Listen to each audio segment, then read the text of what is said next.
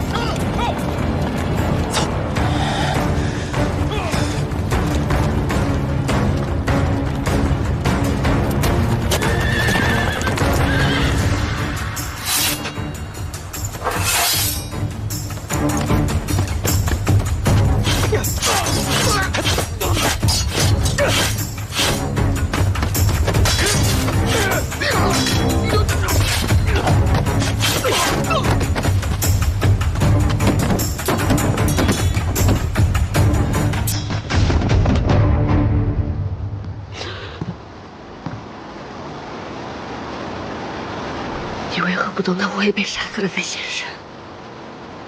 你早就到了，直到此时才冲下来。你就是故意的。是啊，我就是故意的。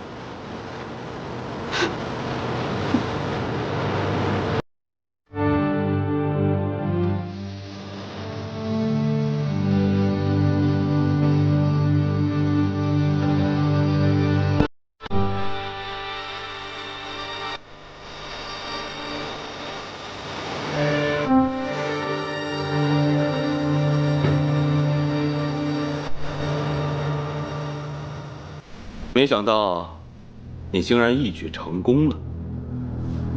殿下，此次击杀翠林，属实是冒了天大的风险。不过，为了殿下的大业，倒也值得。崔公子辛苦了，本王都记在心里面，应许你的，分毫也不会少。殿下大恩，崔李谨记，日后定誓死效忠殿下。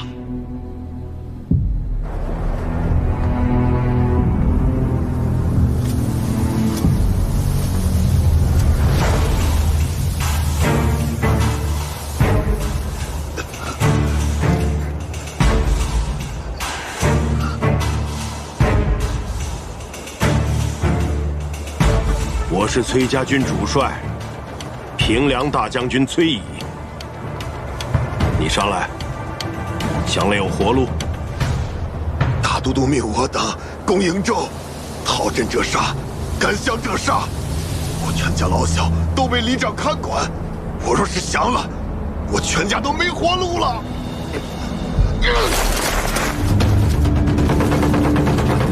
孙敬的兵马被咱们坑了一半，还有一半仓皇逃走，干脆我们一不做二不休，跟在他们后面，直捣西长京。大将军，大将军，大将军，大将军，公子率军返回营州的途中遭遇埋伏，受重伤落入水中，现下落不明。公子身边的人呢？何校尉呢？公子遇袭之时，镇西军恰在左近，救了一些人。镇西军的主帅李逆写了一封信，差人过来送给大将军。崔大将军，逢崔家军遇袭，恰在左近，昔为之晚矣，令公子堕河。幸其救得阿莹，深可为大将军之幸。阿莹安然无恙，于镇西军中休养。唯望大将军率大军与镇西军同取西长京。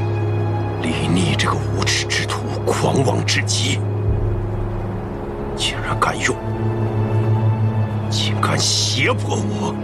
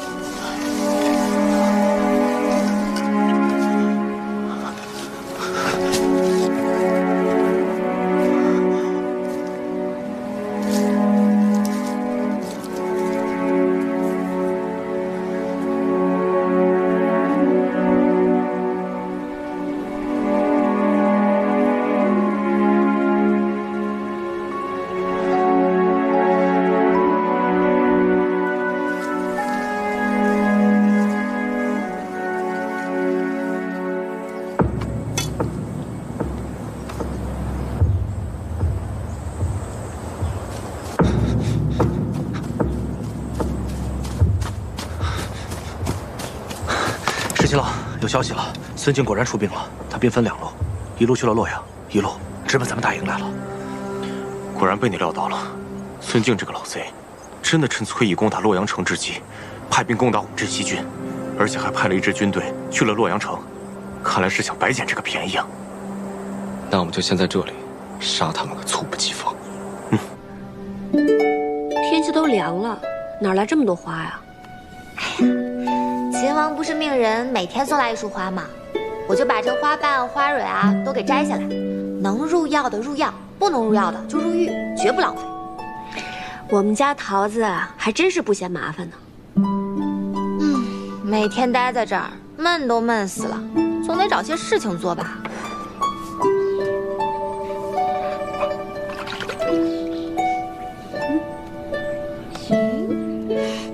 这之前秦王送来的衣饰还真是挺好看的，小薇，我觉得你还是这样打扮最好看了。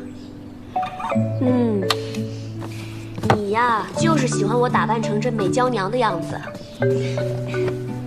咱们校尉在军中那也是十分的英姿飒爽，但你难得像今日这般精心打扮，我还是觉得你这样最美了。今日怎么秦王迟迟没来？我猜他肯定是被什么事情给绊住了，搞不好副帅已经到了。洛阳城里可得争口气了，能挺一刻是一刻。若洛阳城破了，孙晋的人马马上就会调转过来和他们会合，来夹击我们。到时候啊，就大大的不妙了。老四，咱俩赌一把。什么？就赌这洛阳城，他能守到几时几刻？不跟你赌，不跟你赌。洛阳恐怕是一时半刻也守不住。哎呀，一帮莽夫！如今只能指望崔乙能够阻孙敬一阻了。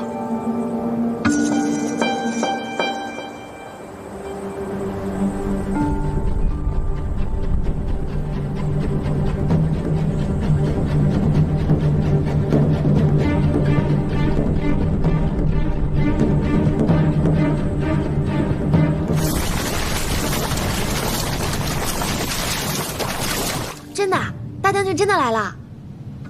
我虽然是猜测，但是8、9不离10。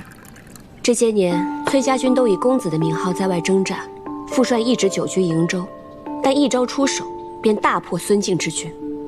李逆这个人心思缜密，他摸不清副帅的行事做派，便不会轻举妄动。那秦王到底想干什么？难道他想跟大将军开战？上兵伐谋，其次伐兵。李逆的上上之策，肯定是想拉拢副帅，合纵连横，收复西长京，力保李氏江山不失。啊，这个李逆想的还挺美的。小姐，你可什么都别跟他说。这次大将军来了，可得好好揍他一顿，给咱们出口气。放心吧，我肯定不跟他说。再说了，副帅是何等人物，又何须我说呢？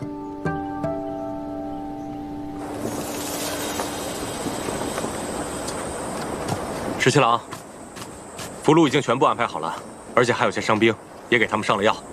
咱们这一仗又折损了孙敬不少人马。撤！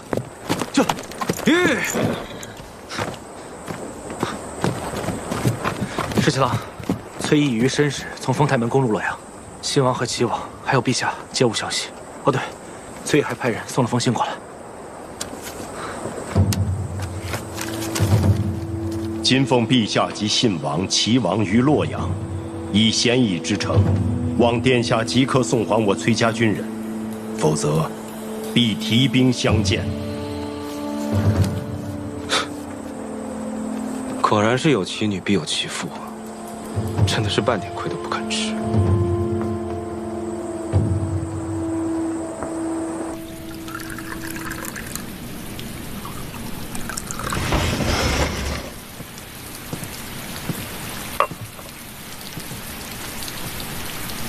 殿下，请用茶。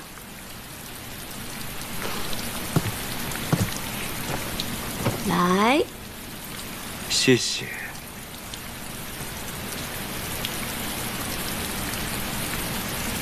这护腕还带着呢。是啊，取银针时费了些功夫，之后就再也没有取下过了。连护腕都只有这一个，殿下何至于如此窘迫？若有人愿意再送我一只，我自然乐意收下。殿下军务繁忙，既特意到此，想必是我父帅令殿下看到了他的诚意。我之前呢，还好奇你父亲是个什么样的人，结果果然不出我所料，他与你简直是一模一样。你不愧为他的女儿，他也不愧为你的父亲。这话如何说啊？你的父帅呢，已经不费吹灰之力攻入洛阳，我父亲和两位兄长全部被你的父帅俘获。父帅生性豪爽好客，想必陛下也会十分适宜。你说，你长得这么好看，是像你父亲多一点，还是像你母亲多一点？别以为你跟我说这些甜言蜜语，我就会忘了你把我关押在此处之仇。你父亲这般好客，我哪敢再留念？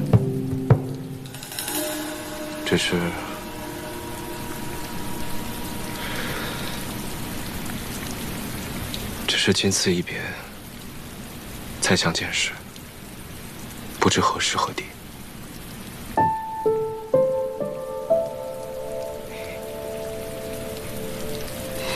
你打算什么时候放我走啊？崔大将军写了信，说希望明日就能见到你，我哪敢不从啊？明天啊？明天。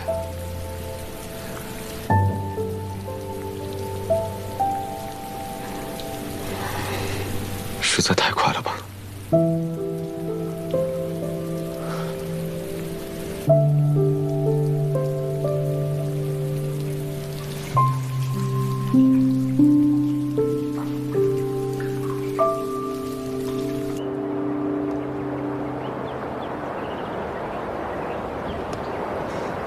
那，你试试。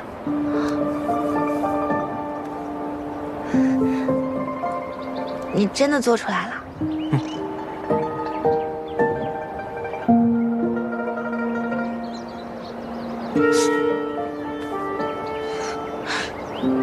能听到？啊！以后只要你吹响它，我就会立刻到你身边。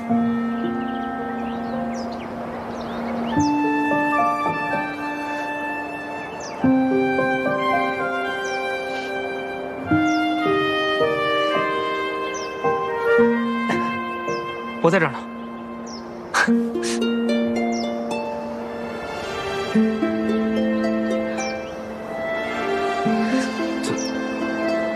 怎么了？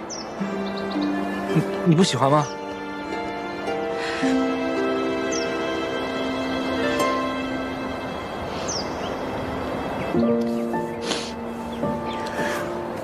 我很喜欢，我就是想吃猪耳朵。我给你去买。哦，你别难过，我很快回来。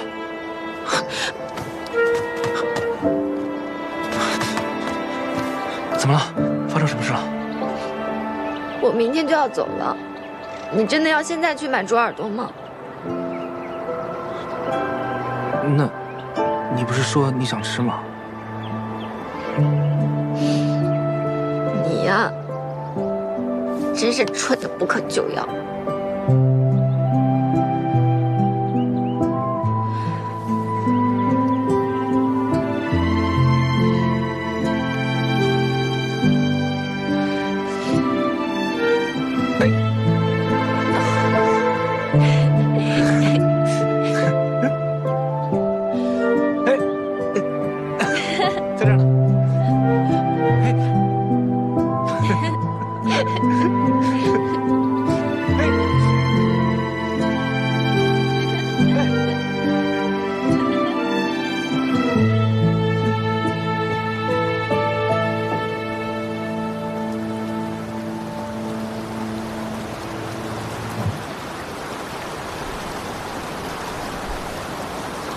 十七郎，你不是说这周围有重兵把守，还有好多斥候吗？是啊。那如果我们从这儿悄悄溜出去，会有人发现吗？试试。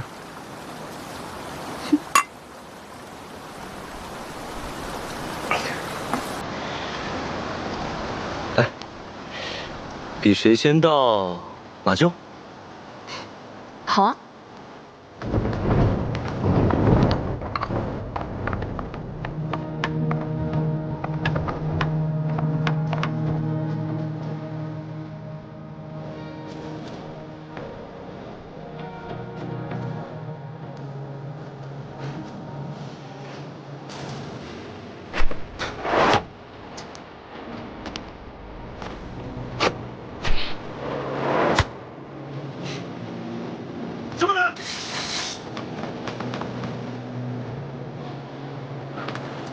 殿下，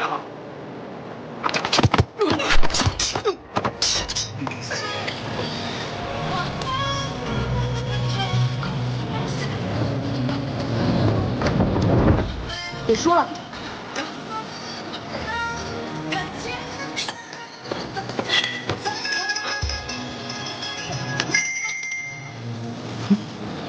不知道这样算谁胜谁负？那就再比一比，看谁能先到那陵园。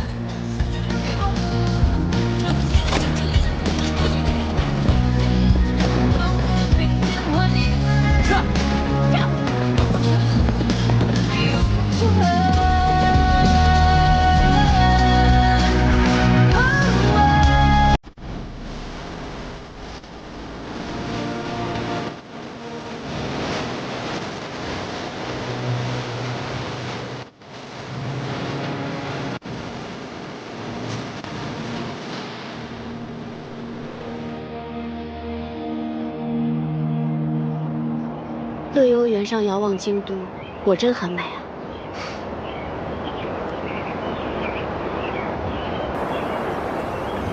其实，我一直都很好奇，你究竟是怎么样知道我的身份的？崔家大小姐的气度，自然不是普通人可及啊。我的身份还有和公子的关系，别人都不怀疑，怎么偏偏就你能看出来？当初呢，你骗我说你是崔公子的侍妾，我便对你的身份起疑，于是我便设宴试探崔公子，更是佐证了你的身份并不简单。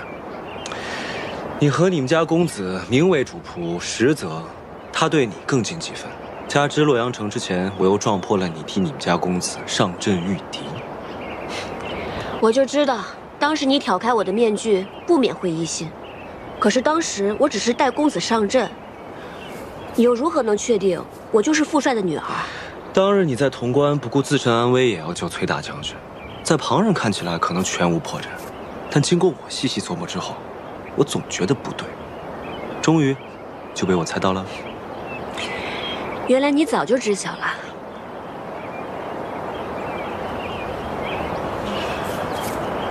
你知道吗？我常常在想，如果你不是崔家女儿，我也不是李氏子弟，我们之间会不会就不会有这么多隔阂和波折？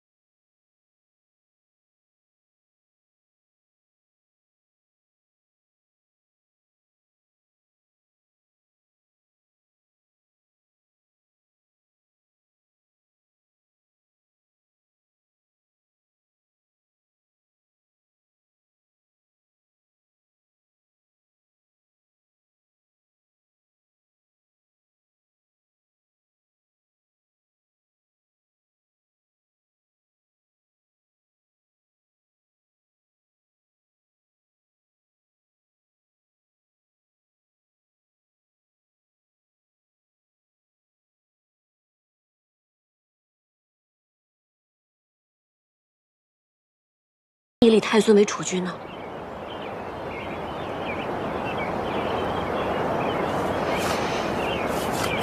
我们私奔吧。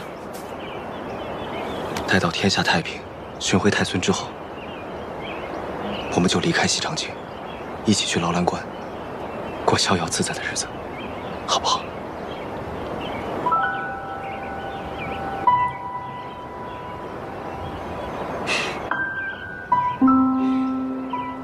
虽然知道不是真的，但是听你这么说，我还是很高兴。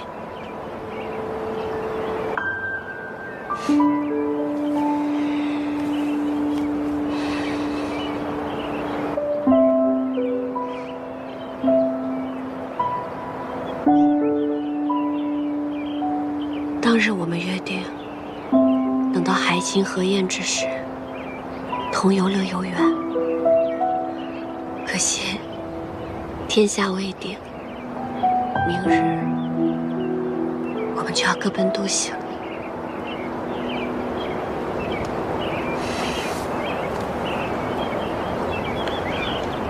会有那天的，到时候我们就先游乐游原，再去劳兰关。我们一起骑马驰骋，去看看这山河，好吗？好。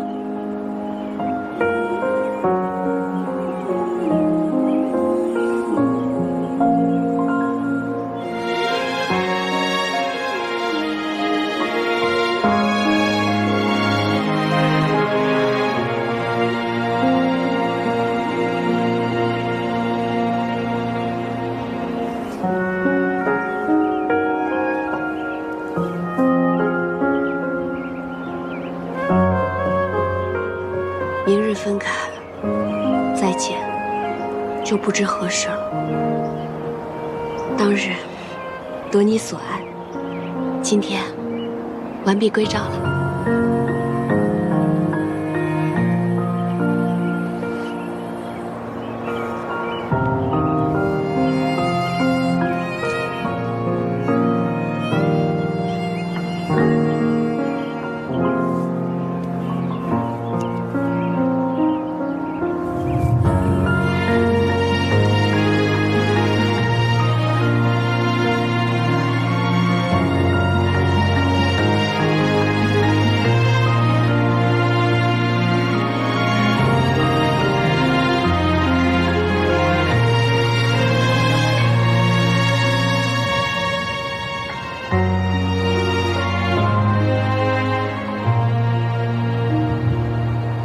阿莹，你跟你们家公子真的是从小一起长大的？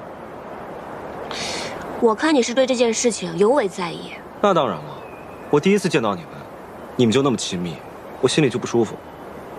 那你为什么还要问？公子他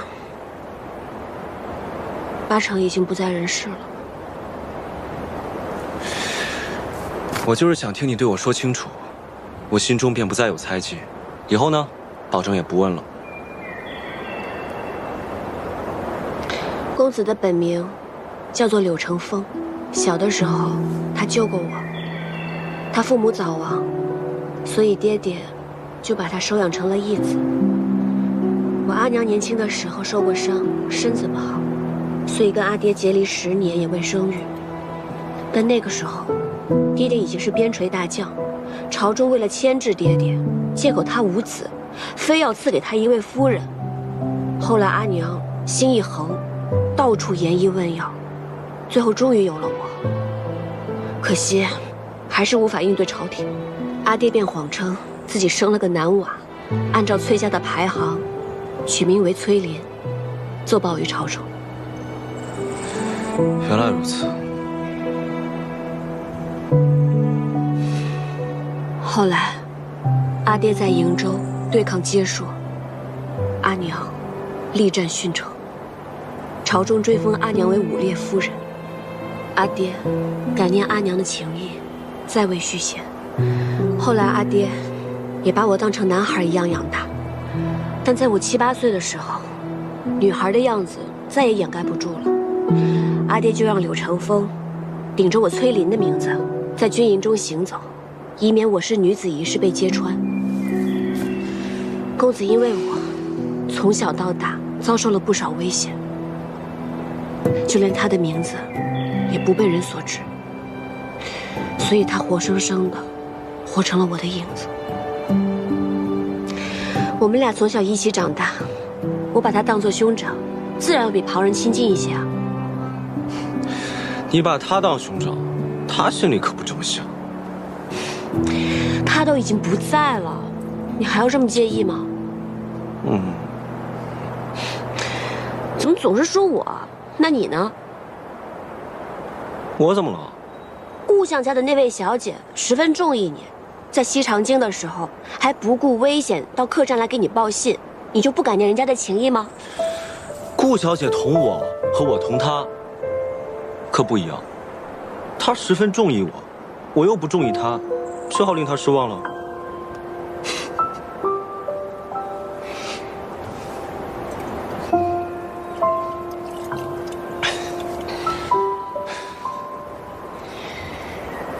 对酒当歌，人生几何？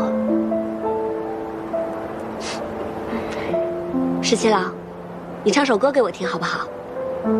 我哪会唱歌啊？我就只会哼一哼劳兰关的小曲儿。劳兰关的小曲儿也好啊，我想听。这些乡野民歌啊，可比不上阳春白雪，都略显粗糙了一些。崔小姐，多担待。绝不嫌弃。好。劳兰河水18弯，第一弯就是那银松滩。银松滩里的鱼儿飞呀，比不上那姑娘推开了窗。劳兰河水18。唱的不好啊。是有点走调，那你还让我唱？但是很好听。真的吗？嗯。那我认真唱一遍。好。那我要认真站起来唱了。老蓝河水18弯，第一弯就是那银松滩。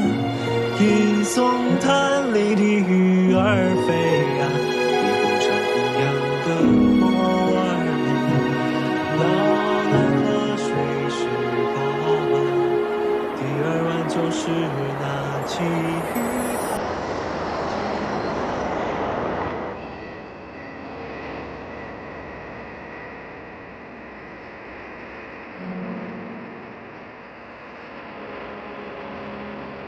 阿言，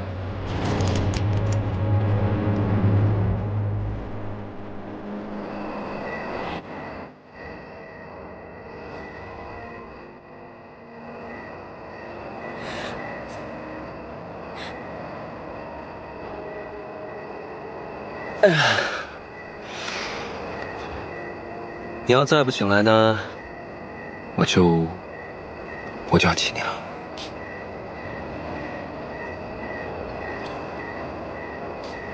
我真亲你了啊！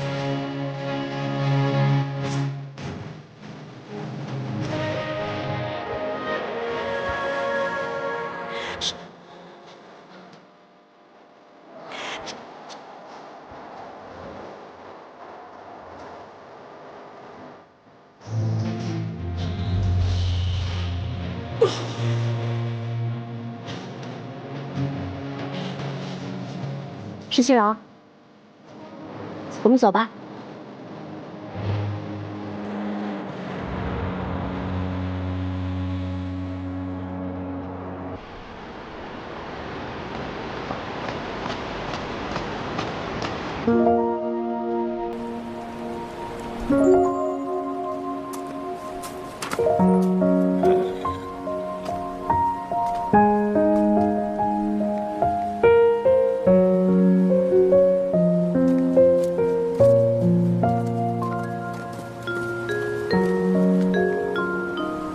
何校尉，请。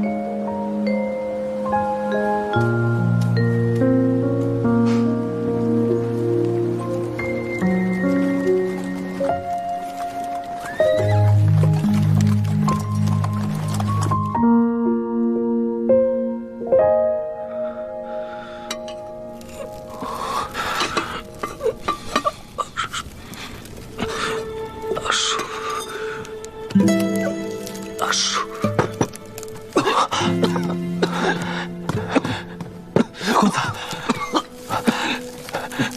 公子你醒了，公子你终于醒了。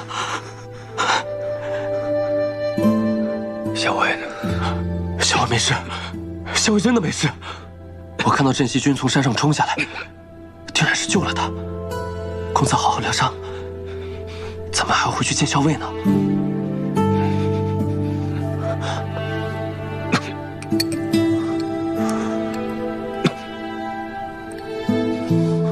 来。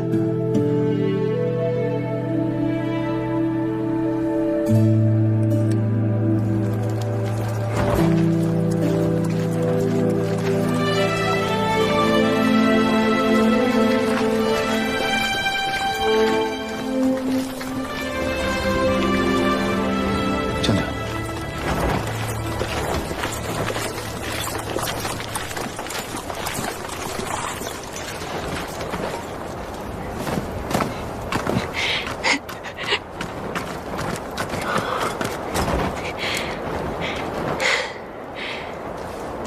大将军，回来就好。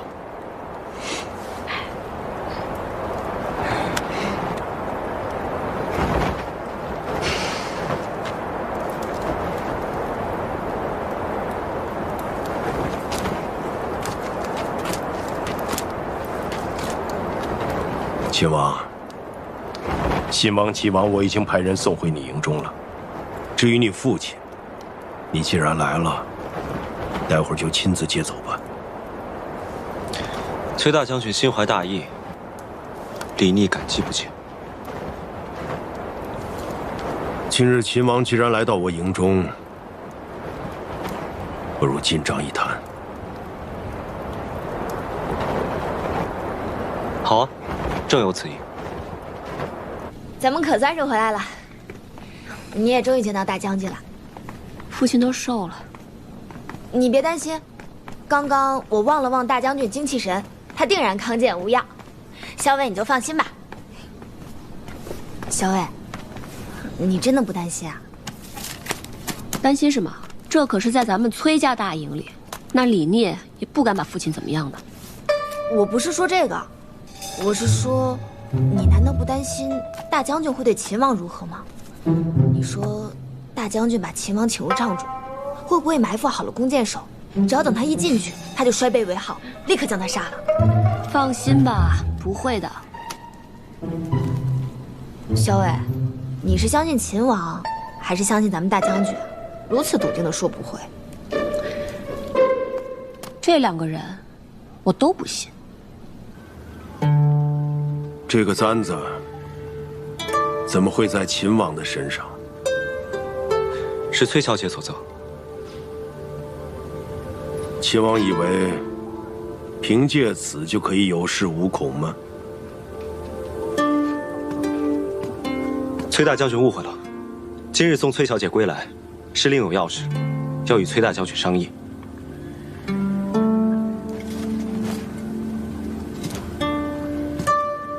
秦王恐怕是想借我崔家军之力，收复西长京吧。之前秦王曾写信胁迫于我，今日还亲自送小女回来，想必秦王是觉得老夫不敢取秦王的项上人头。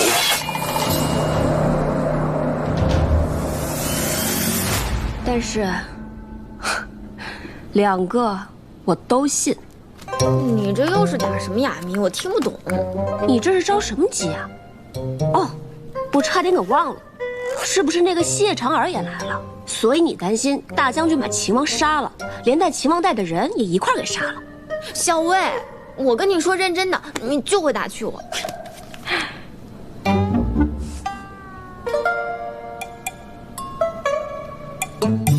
大将军，阿爹，吃饭啦，来尝尝我给你煮的面条，可香了。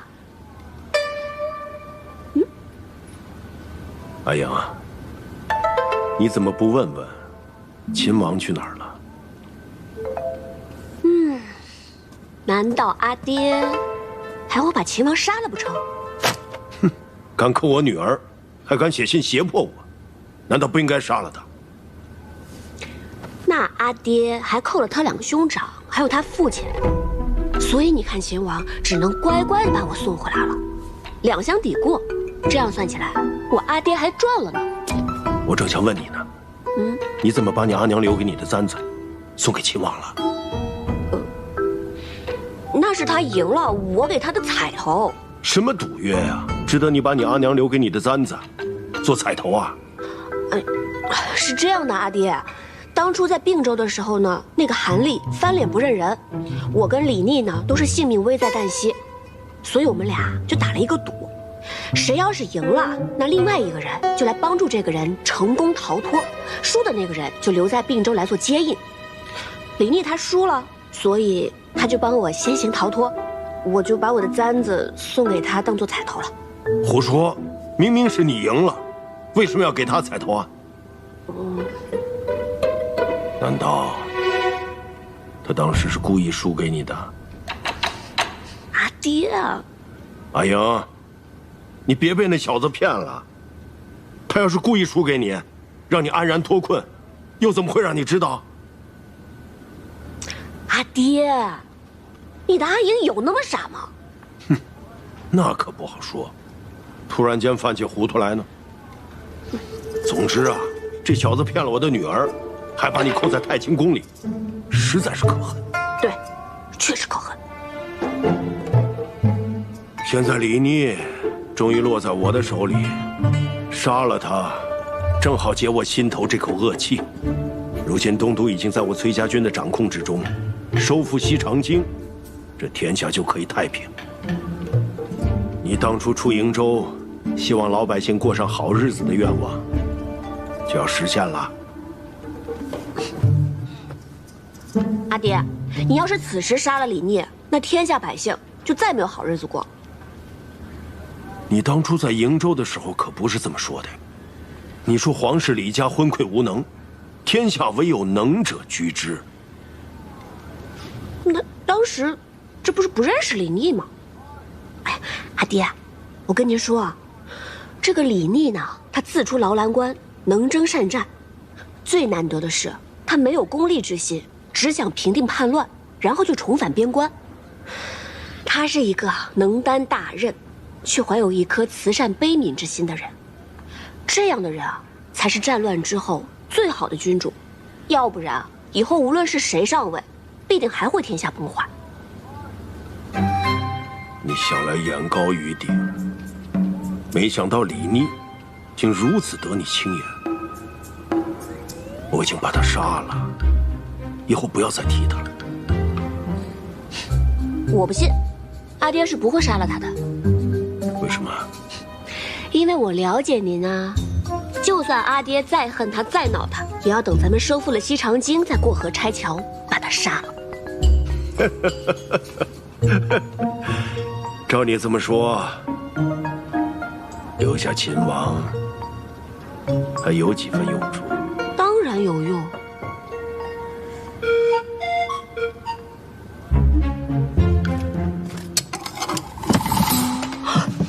爹，哎呀，我女儿说了，留着你还有用，就暂且不杀了。你也真是的，打不赢我阿爹就不会逃吗？绑成这样关在箱子里，很舒服啊。倒也不是打不赢，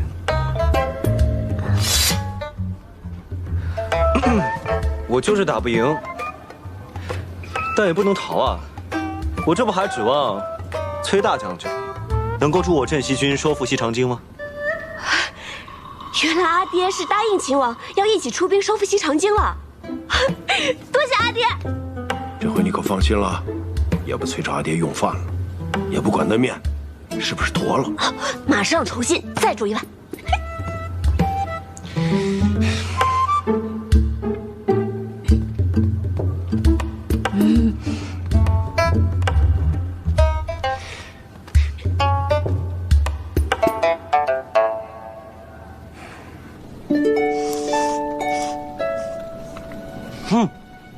慢点吃，慢点吃。好吃吗？好吃。这是刚才绳子勒的，没事，过2天就好。你可真傻，小仗则受，大仗则走。这么大一个人被捆得结结实实，窝在箱子里多久了？不怕伤到筋骨吗？也没多久，就是呢，在你进来之前，大将军跟我说，要一起出兵收复西长京，可以，但他得先把我绑起来，关进箱子里，看看你的意思。如果你想杀我，那就不用等出兵了，他就立刻一刀砍了我脑袋。但如果你想留我一条性命的话呢，他就答应我，一起出兵收复西长京。你就那么有把握？我不想砍你的脑袋啊！也许我是故意把你骗到崔家军大营里来，好报仇雪恨呢。毕竟你把我在太清宫关了那么久。你生气了？当然生气了。你真记仇啊？当然记仇。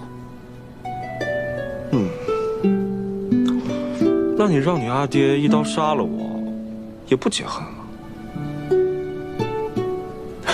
哎，我有一个办法。什么办法？你看，一辈子这么长，要不从今往后，你就天天折磨我，使唤我，开心了不开心了都拿我解闷。我觉得这样才更解恨，你觉得呢？你想得美。我当然想得美。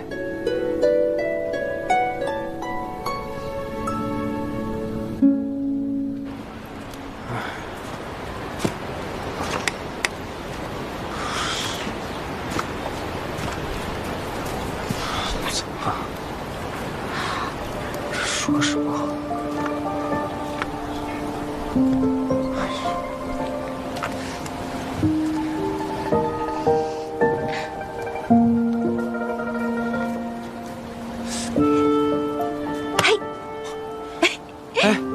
桃子，吃吧。你刚刚怎么啦？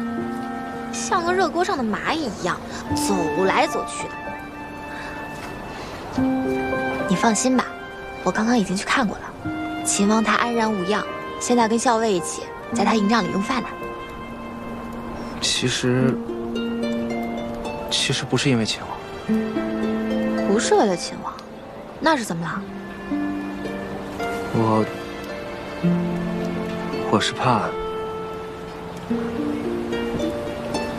我是怕以后再也见不到你了。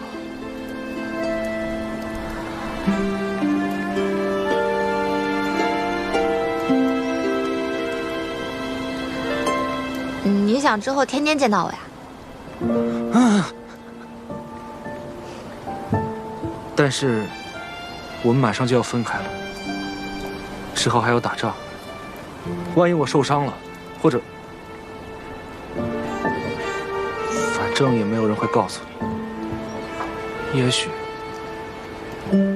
就再也见不到你了。你胡说什么呢？不会受伤的，不要瞎说。也是，有你送给我的药，我受伤了也没关系。傻子，快吃吧，都凉了。行军打仗总是要小心些的，别总想着自己要受伤。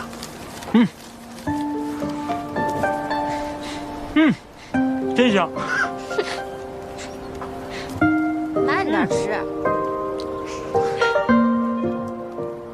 那位医师千叮万嘱，让您不可劳累。我不知道阿莹现下安好与否，你叫我如何等他？可您的伤势还未痊愈，您这样赶路，和自残何异啊？你看看这一路留下的记号，崔家军就在附近了。我今日必须得回营，见到阿莹我才能安心。公子，校尉吉人天相，他一定会没事的。公子，阿寿，快！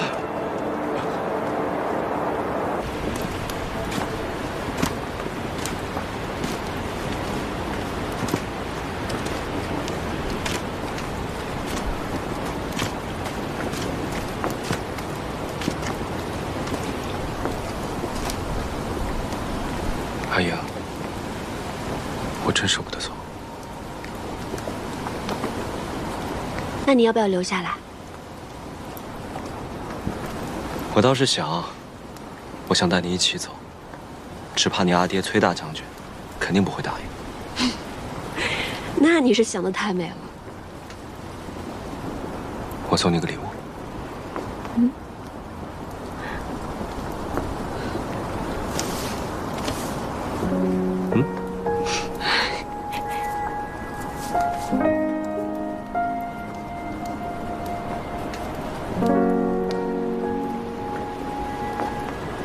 公子，营地到了。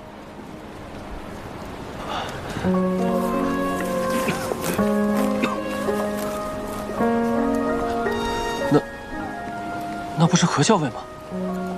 哎呀，我要是不在你身边，就让他陪着你。你要是不开心了，打他、扔他、砸他，都可以。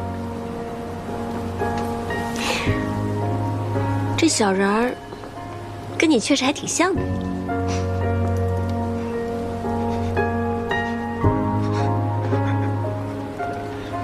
你要是喜欢，下次我再多做点别的。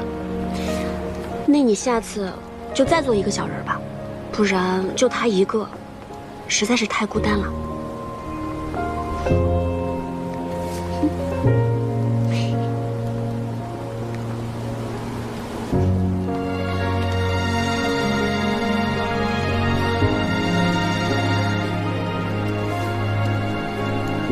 公子。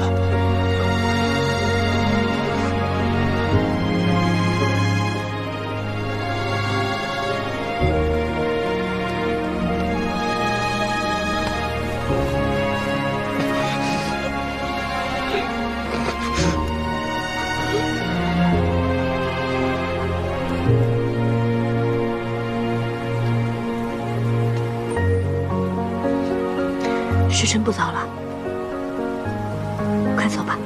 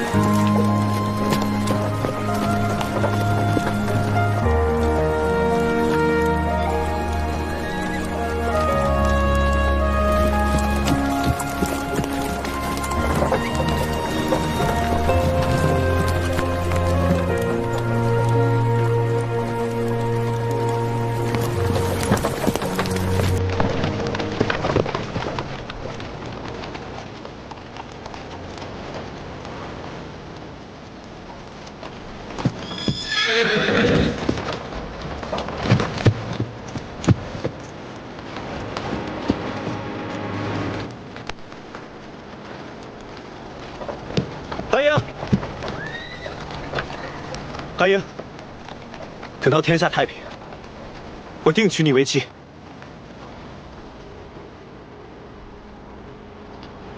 等我上门提亲，我一定会上门提亲。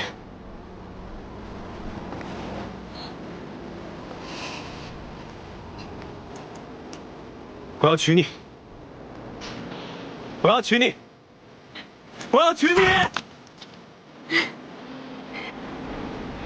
韩英，我要娶你！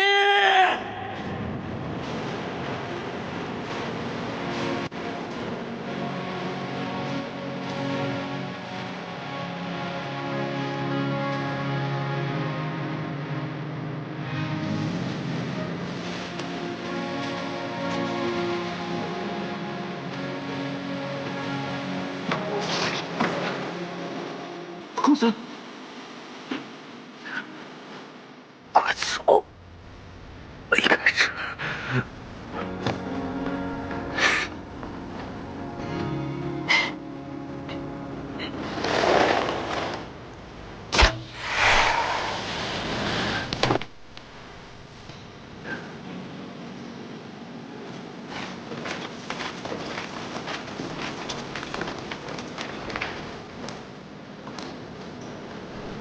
秦王，你该走了。阿英，保重，等我。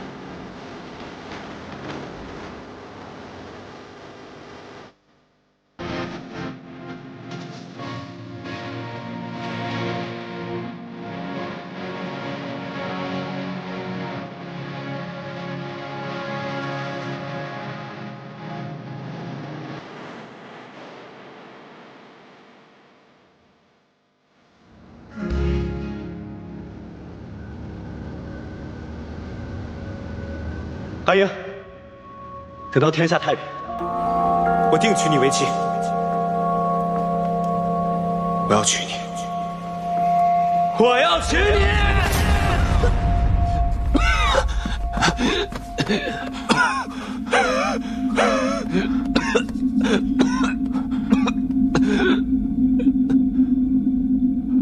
公子，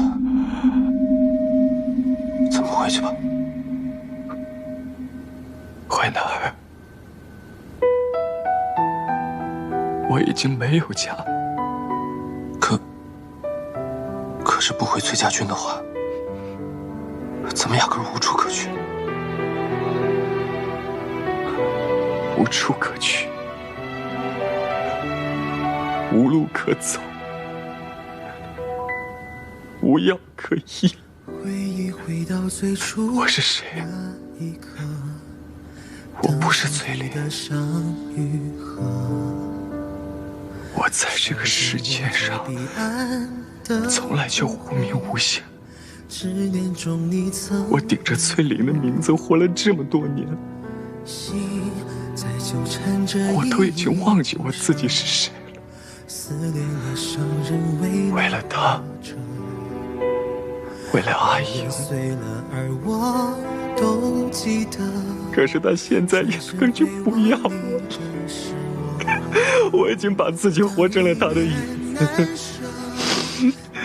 可是他现在根本就不需要我这个影子。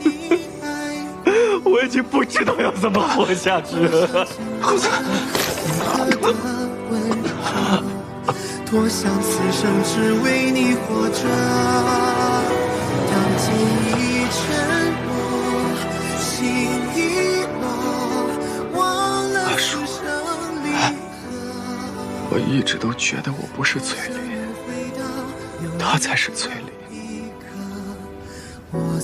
她哪怕是个女儿家，她才是真正的崔林。阿爹，还有阿英，都不需要我这个影子，一个被主人抛弃的影子，一个没有用的影子。阿英和我永远都不可能。都怪我，都怪我。怪我身子不好，怪我不能上阵杀敌，都怪我身子不好，都怪我，都怪我。阿叔，我求求你，你把我杀了好不好？把我杀了，一个被主人抛弃的影子，就应该去死，就应该去死。我知道有一种续命之法。据说只要服了结灼的神药，哪怕病弱的人也能康复如初。公子，我陪你去找那个神药。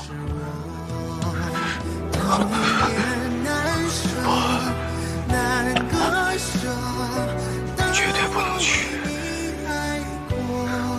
崔家军和结说有着血海深仇。阿英的娘亲就是死在结说人的手里，我是绝对不会去找他们的。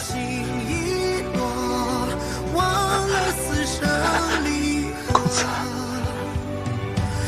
只有活着才能去见校尉，只有活着才能等到校尉的回心转意。如果有神药，公子你身子恢复了，也许到那个时候，小慧就会看清李妮的真面目，小慧就能感到公子从前对她的一片真心，她就会回心转意了。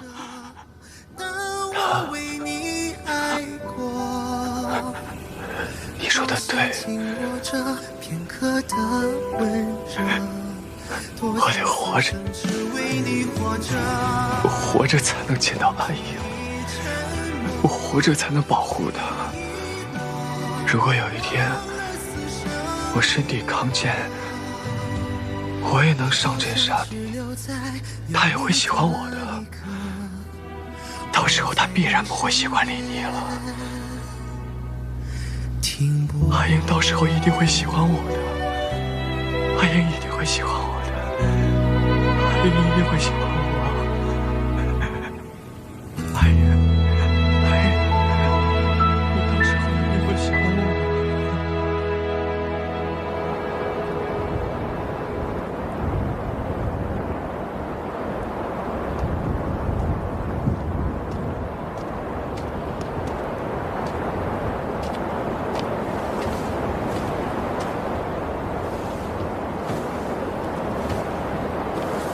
夜半风凉，还是回去歇息吧。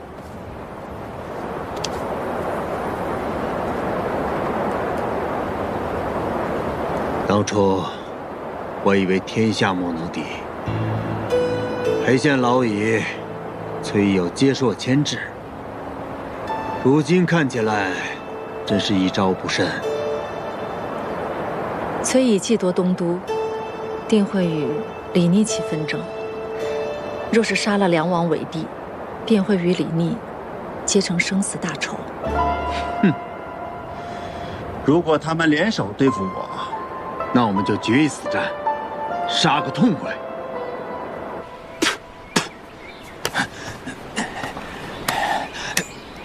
我就说，信王率军守城，他绝对守不住。唉，幸好我们跑得快，要不然等伯父攻下洛阳城，到时候就难以分说了。伯父现在是死了亲生儿子，肯定怒火冲天，暂时顾不到我。不过这么一来，到时候也只有我能继承崔家的家业，毕竟亲伯侄嘛。万一大将军知道崔公子遇袭的事根，那怎么可能呢？这人马都是乔装改扮过的，他就算往下查，那只能是查出来是李俊的人马。如若不然，他怎么可能这么怒气冲冲的就攻下洛阳城呢？若是大将军拷问信王，只怕信王他……就算他盘问出来了，啊，就算他李俊和盘托出，那也是信口开河、胡说八道。你想一想，李俊不单单是设计害死了他的亲生儿子，又挑拨离间我们伯侄关系，伯父能信他？你跟了我这么久，能不能长点脑子？是，那咱们先找个地方藏匿起来，再看看风向。唉，也只能如此了。三郎，还没有了，吃，饭桶。小伟，齐王派人送信来了，还送了好吃的。给，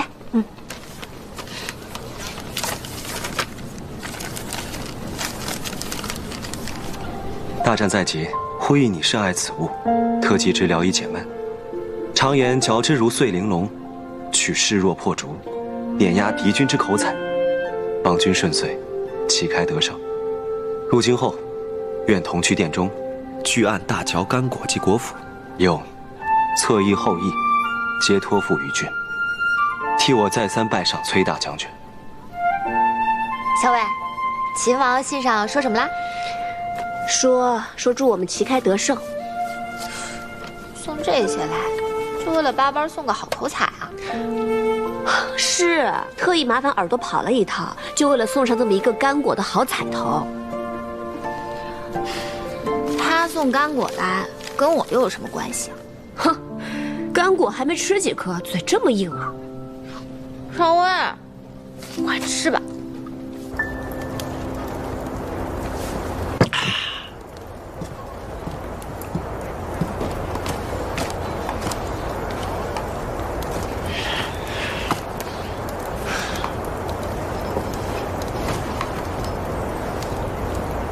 赵二哥，你怎么了？我可忍不住了，石七郎！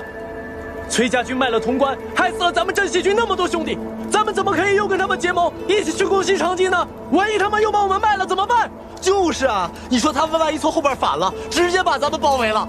我见过崔毅，他不是这样的人。有其父必有其子，他儿子这样做，他爹为什么不能？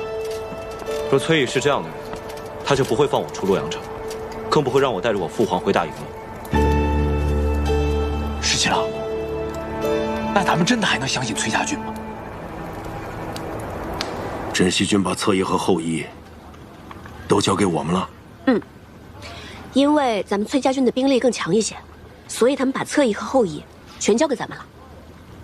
这个李逆果然胆大包天，他竟不怕我抄了他的后路，把他毒死在西长京城下。阿爹会这么做吗？我相信。那石七郎信，我就信。我也信。我相信你，石七郎。那我也相信石七郎。赵二哥，你相信我吗？我当然相信你。谢谢你们相信我。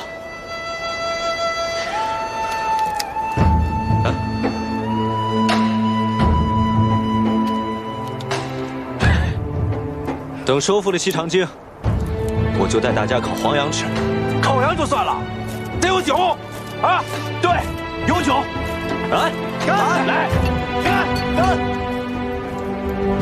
要不是碍着你的面子，这回我早就把他给收拾了。阿爹，你才不会呢。不过，就算我们崔家军和镇西军加起来，比孙敬的守城兵马多，但自古以来，守易攻难。李逆虽然是个混小子，但不像莽撞之人。他是不是在城里还另有布置？阿爹瞧出来了。其实早在前些时日，李逆就已经派人在城中暗中散布谣言，煽动百姓去哄抢粮食。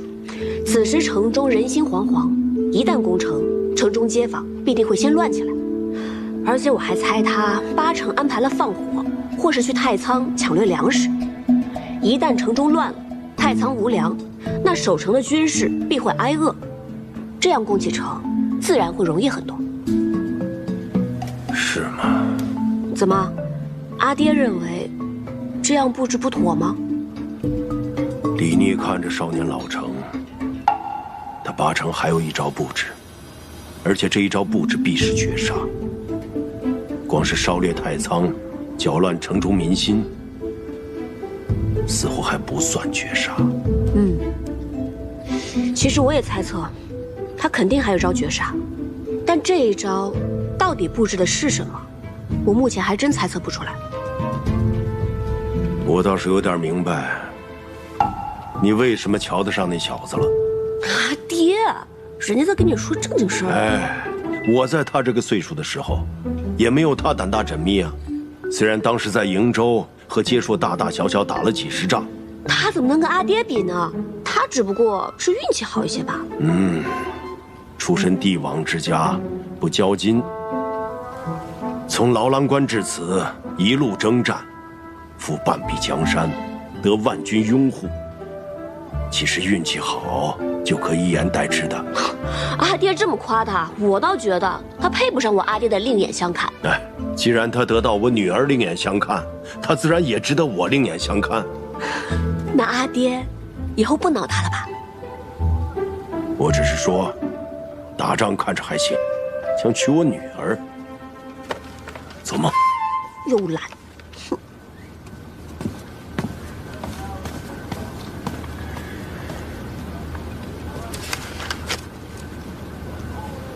秦王要攻城了。不是说平凉大将军崔乙夺了东都？这正是秦王的过人之处。他不仅大大方方的把东都让给了崔乙，还说服了崔家军跟自己一起联手攻打西长京。父亲，您说秦王会成功吗？明面上呢，他是要和崔家军攻打西长京，可是暗地里一定另有一番布置。我就不知道这布置是从何而起，又如何呼应了。相爷，出事了，出事了！秦王攻城了，好些乱民直奔太仓去了。那些乱民把太仓给抢了，太仓的守卫拦也拦不住啊。后来不知怎的，太仓就起火了，太仓又烧又抢的，只怕现在也剩不下什么了。好了，我知道了，你下去吧，命人严守门户。是。我娘，你可明白了？原来布置在这儿。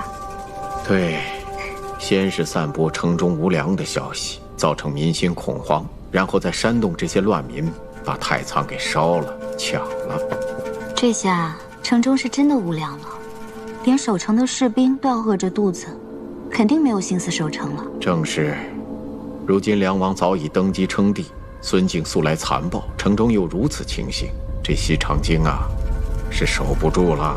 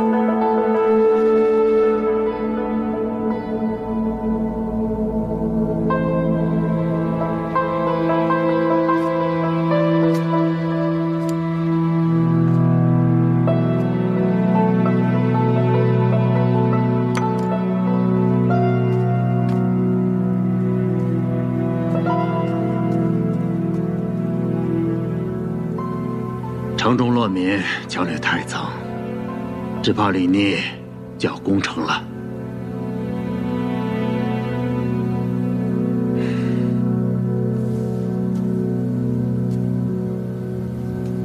阿进，我不想让你再去打仗。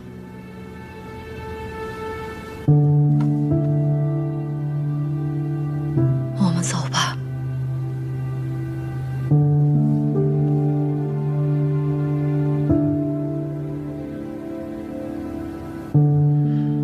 自从我们重逢之后，我就一直在想，这日子过得真快啊！一会儿，半辈子就过去了。要不，我也出家，陪你去守城吧。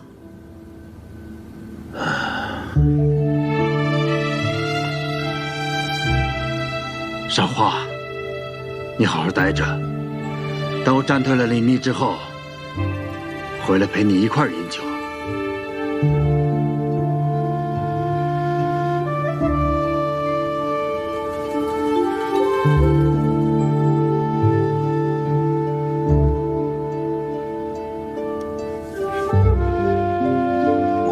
我等着你回来。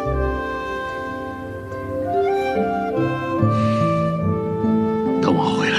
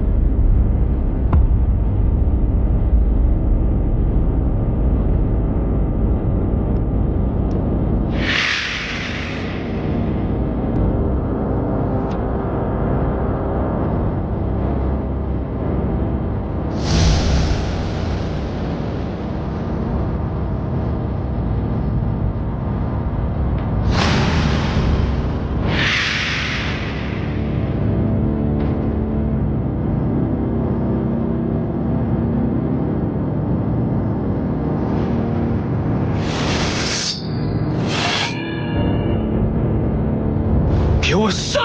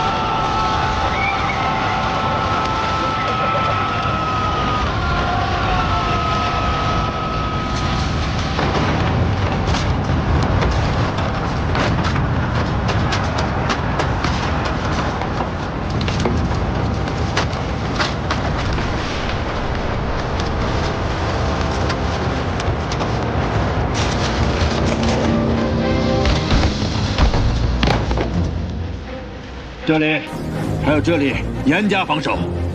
报，大都督，镇雪军和崔家军攻势太猛，四处架设云梯，几个城门都有工程锤重击，我军将士疲惫不堪，死伤惨重啊！令禁军后营上城墙，严守城门，一步都不许退，退者军法处置。是。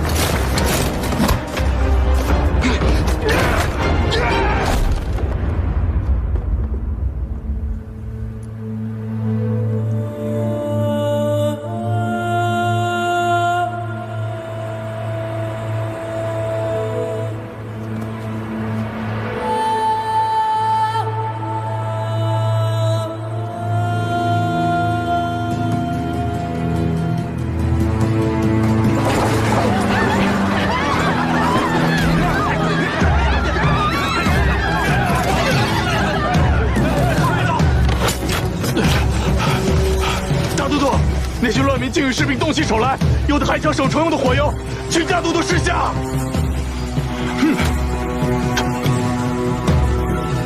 城中乱民，一个不留，统统都杀了。是。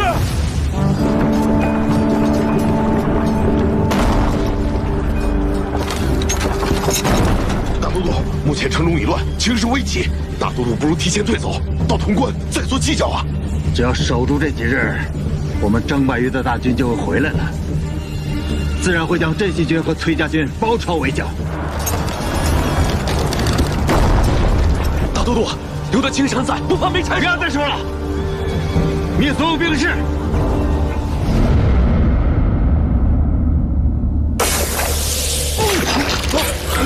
大都督，大都督，大都督，大都督，大都督，大都督，大都督，大都督。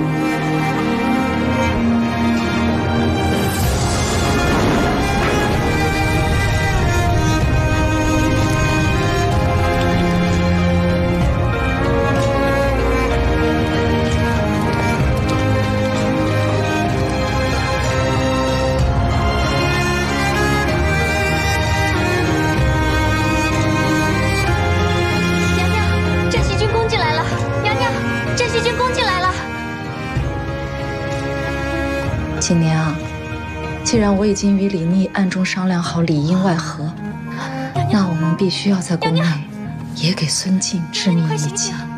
娘娘，你醒醒，来人！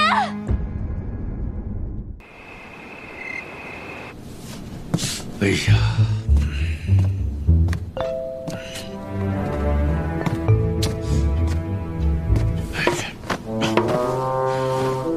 父皇莫急，儿臣准备了快马，如果战事不利的话，儿臣一定会护送父皇南撤的。只要进入江南岸有长江天险的话，那定会安然无虞的呀。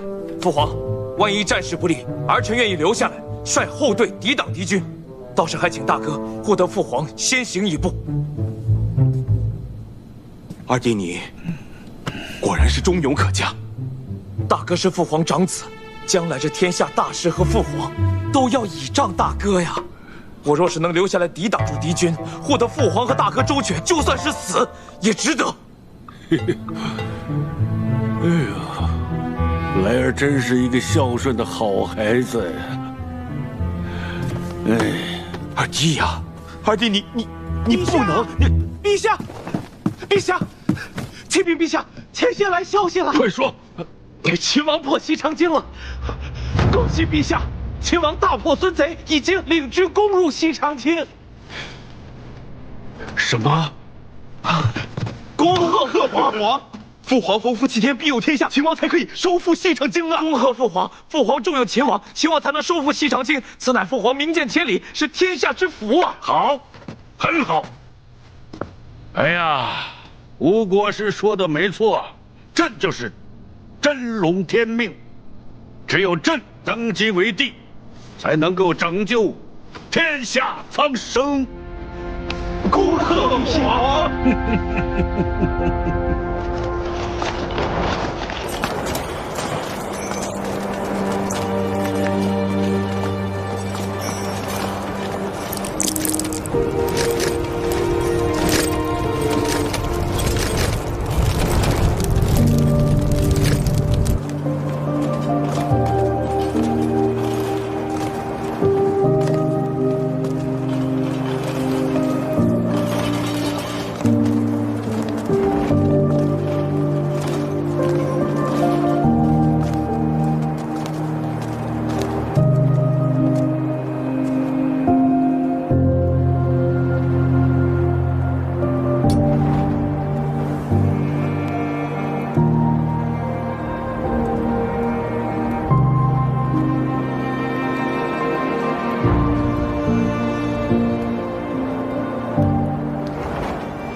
16岁，按照惯例入宫拜别先帝，启程去劳兰关。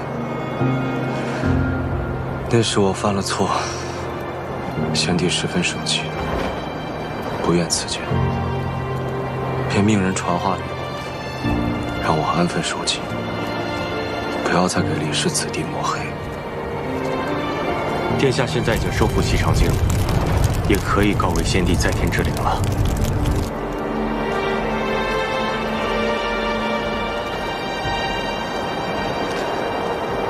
追孙敬的人如何？经过几次短兵相接，还是没能拦住他们。孙敬的亲信副将誓死护卫，看来孙敬现在应该还是昏迷不醒。他们且战且退，已经连夜退到潼关了。崔大将军呢？这破城之后，崔大将军便率队入宫，在建元殿前下马，后云霄台。他说了一句“一行阑珊”，不过如此，便率队出宫，前往了城外崔家军的大营。不过如此，我也想如他一般，破城杀敌，到最后再来一句“不过如此”，拂袖而去。这才是真正的大将风范。殿下，您与他还是不同的。可此时的我，十分羡慕他。殿下出劳兰关，率兵勤王，平定天下，现在已经收复西长京，所以从此之后，你不与世人相同，也不能再说羡慕他人了。是啊，多无趣啊！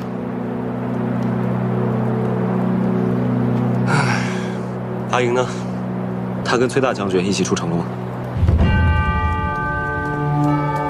哇，原来这就是皇宫啊！哎，小伟，这里好像除了楼高一点、屋子大一点以外，也没有什么不同嘛。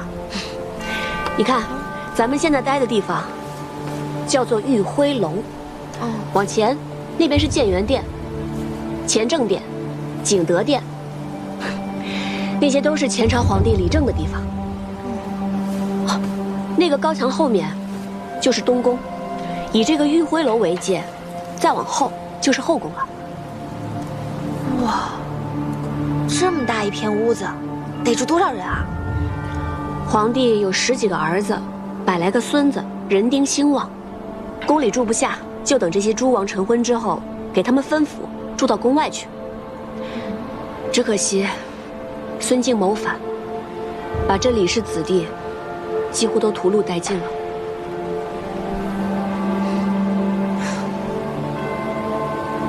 哎，秦王来了。阿莹，有一件事，我想要拜托你。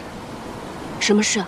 县太子妃萧氏，她忍辱负重，为了给孙敬下毒，自己也身中剧毒。如今他性命垂危，我想要请桃子给他医治，一男女有大方，请你代为照顾。原来是他给孙敬下的毒。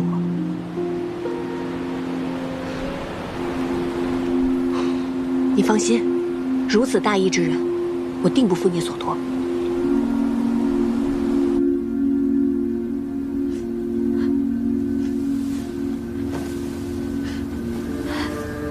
就是这盒口脂，娘娘说，若在饮食中下毒，只怕会引得孙敬察觉，所以才下在口脂之中。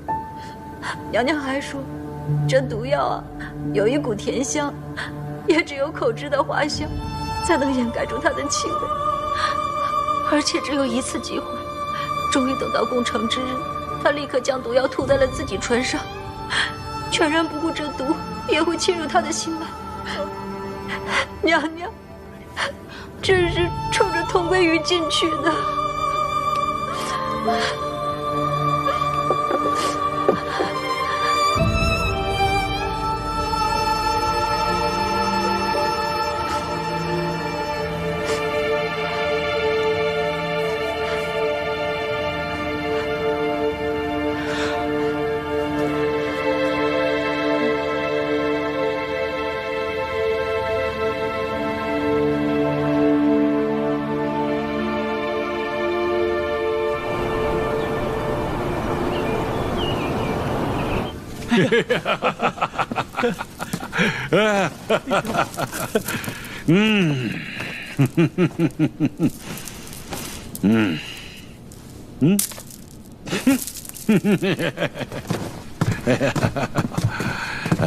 儿臣见过父皇。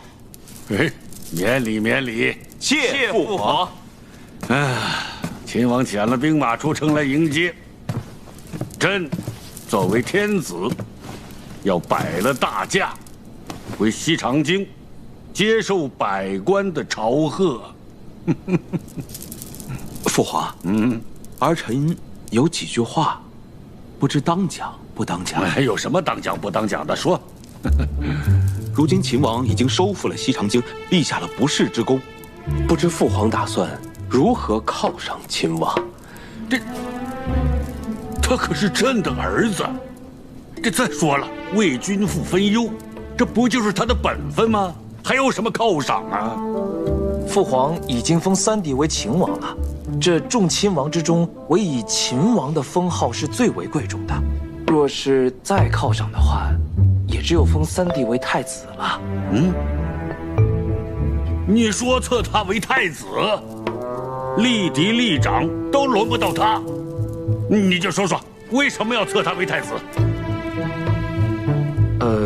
若父皇眼下无立3弟为太子之意，他又刚好立下了大功，没有犒赏，只怕这别有用心之人会挑唆3军，到时要闹出什么哗变，那就不妥了。这哗变？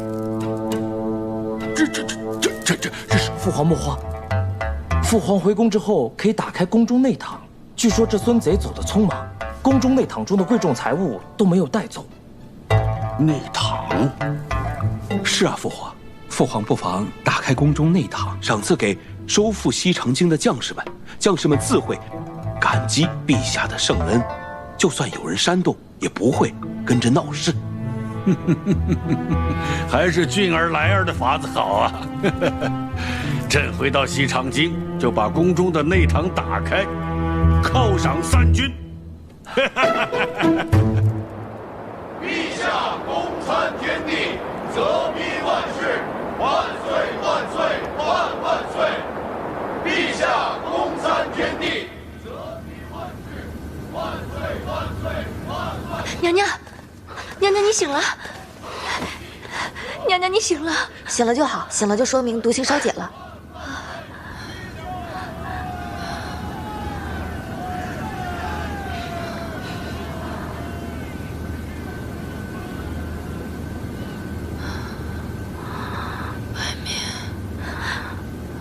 外面是什么声音啊？娘娘，您都昏睡了好多天了。亲王殿下率真西军收复西长京，迎陛下回宫。今日啊，陛下受百官朝贺，外面的声音正是3军的谢恩之声。我们赢了，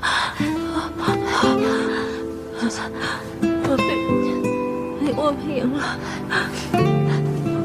我们赢了。娘娘放心，我们赢了，赢了。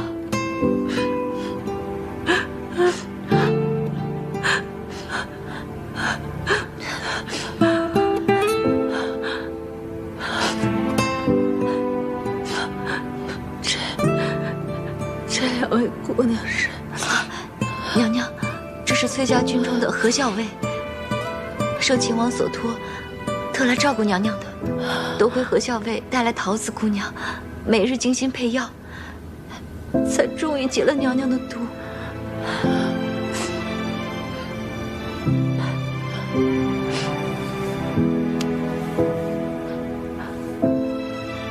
多谢何校尉。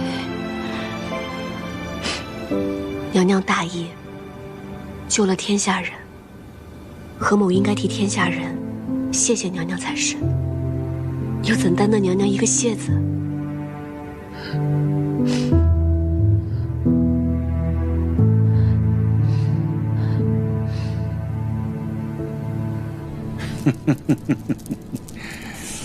这寝殿不错，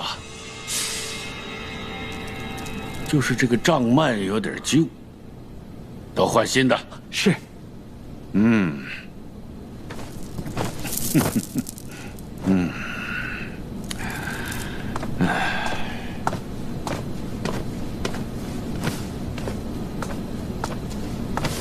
儿臣见过陛下。免礼免礼。哎，秦王你来的正好，这次收复西长京，你立下很大的功劳。说说看，想要什么赏赐？是金银，还是要封地啊？陛下，儿臣什么赏赐都不要。嗯，儿臣想请旨，待儿臣派人寻回太孙后，还请陛下应允迎回太孙。太孙，孙敬谋乱之时，弑杀先帝、先太子，幸得云长将军韩畅护卫太孙逃走。陛下，太孙乃先帝嫡传之血脉，请陛下应允迎回太孙，并令其为储君。哎呀，这么大的事，朕还要考虑考虑。陛下，先帝崩，先太子殉国，太孙继位，是名正言顺之事。朕都已经说过了，要好好考虑一下。嗯，你先回去吧。这一阵子你也挺忙的，先回去好好歇歇。没什么事，先不要进宫。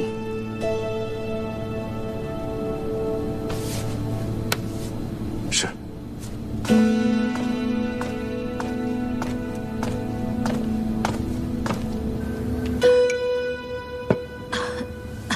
娘娘，你还是再用一些吧。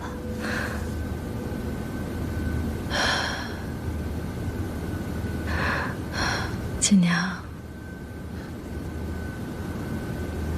孙敬还活着吗？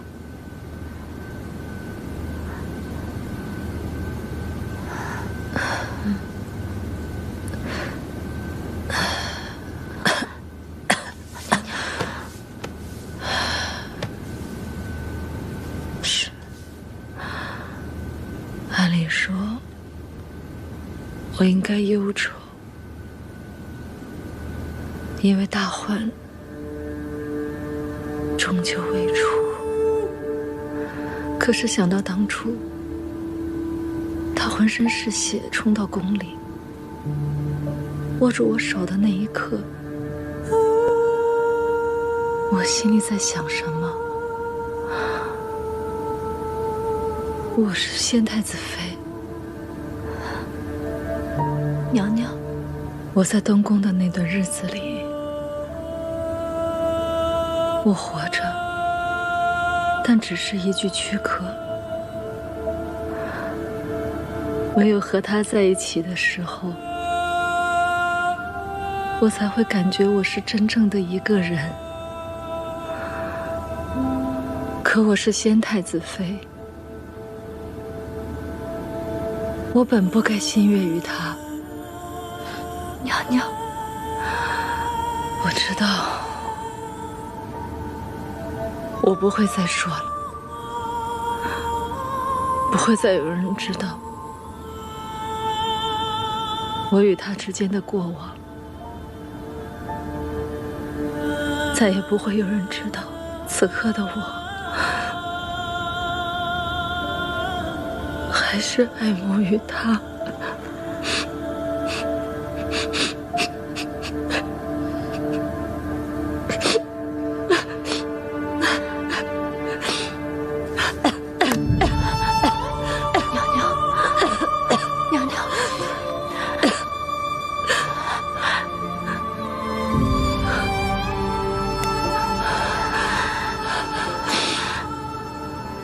我与孙敬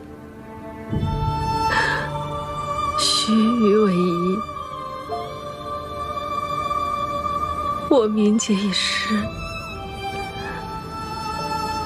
死不足惜。娘娘，您切不可这么说呀！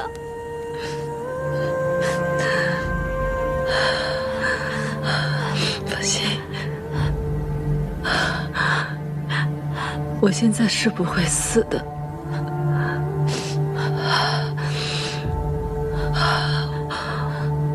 我还要确保太孙平安归来。我要看着他长大成人，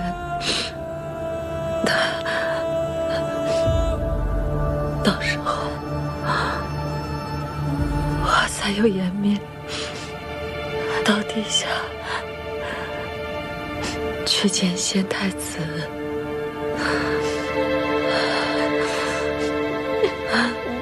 娘娘，不要！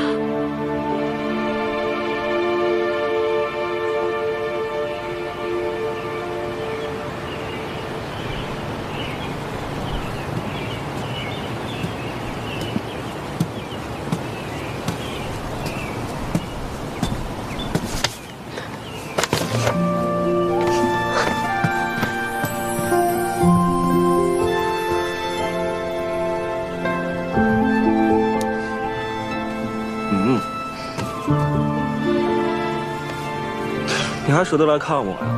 我以为崔大小姐早就把我抛诸脑后。秦王殿下为何如此健忘？明明是秦王殿下让我去照顾萧妃娘娘。萧妃娘娘今日的身子终于好多了，吃了半碗粥也能说话了。我这才有空出宫来看你。我一出宫就来看你，都没有去见我阿爹，你还不领情？那我走了，我要出城去见我阿爹了。哎，说笑的嘛。这样子，你陪我一会儿。待会儿我陪你一起出城去拜见崔大将军，好吗？你就不怕我阿爹再把你捆起来，塞到箱子里去？那你还是会救我的呀。那可不一定。你怎么了？是不是有什么不高兴的事啊？不然为什么一个人躺在这儿？没有，发闷看了一本书，闲的都快要睡着了。我听说陛下开了宫中内堂。散尽钱帛，犒赏三军。按理说啊，你立了这么大功，你这秦王府应该是车水马龙的，怎么如此静悄悄？我又不喜欢那些文官。再说了，我是秦王，我又领着镇西军，结交文臣多有不便，结交武将呢，那更是瓜田李下了。所以我就想闭门谢客，这些文武百官也知道我的性子，可不敢上门来聒噪。旁人倒也罢了，难道不应该去拜见一下故乡吗？前日在朝上，故乡官复原职，陛下还要赐他一个爵位，但故乡跪谢立辞了，真是风骨过人。之前收复西长京，他也帮了不少忙，所以那日下朝之后，我便去了故乡府拜谢了故乡。光是拜见致谢就完了？那他连陛下的赏赐都不要，那我还能怎么办？既然都去了顾府，就没有见见顾婉娘吗？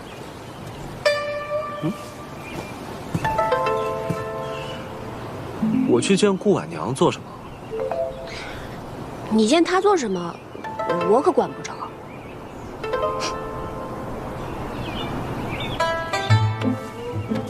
哎呀，你吃醋了？我没有，你就是吃醋了。我才没！我要出城了，见我阿爹去。我陪你，免得你不放心。不要不要不要！别吃醋了啊！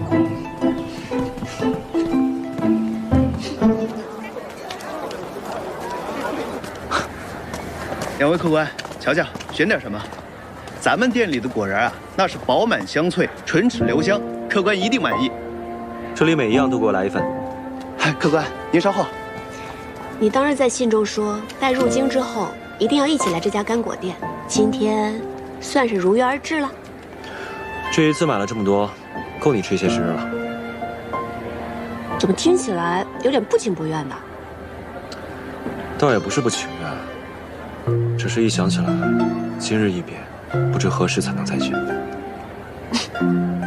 17郎突然做小儿女之态，还让人挺惊讶的。本来呢想少买一点，这样你每次吃完了就会想起我。但是我后来想想，还是多买一点吧，这样你吃的时候就会想起我，更好。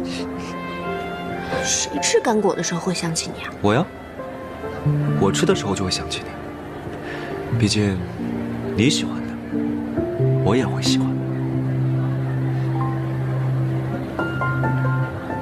客官，您的干果好了，谢谢。走，走吧。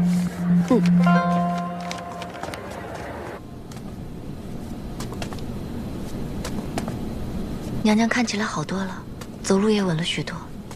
桃子姑娘说，只要加以调养，日后便再无大碍了。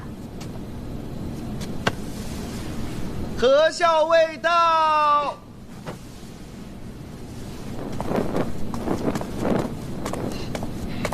娘娘，娘娘今日觉得身体好些了吗？好多了，快过来坐。谢娘娘。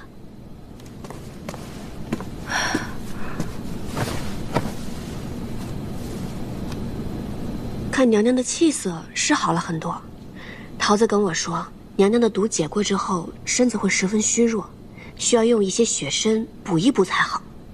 我告诉了秦王，秦王便挑选了一些上好的血参，让我带进宫来送给娘娘。替我多谢秦王。娘娘客气了。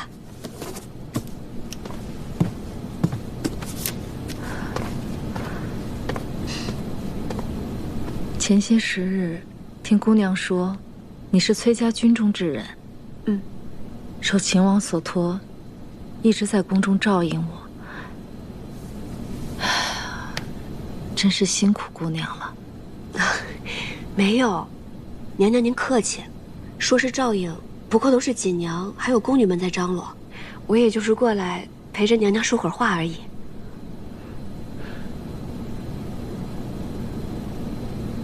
姑娘，是秦王的心上人吧？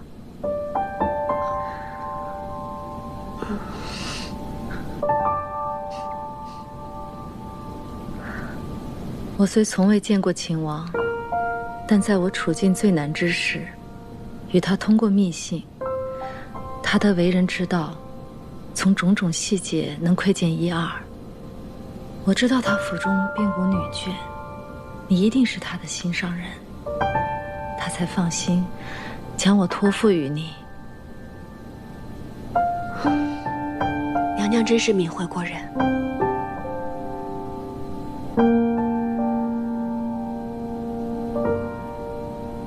我是一个世节无益之人，唯有一死，才能了断此生。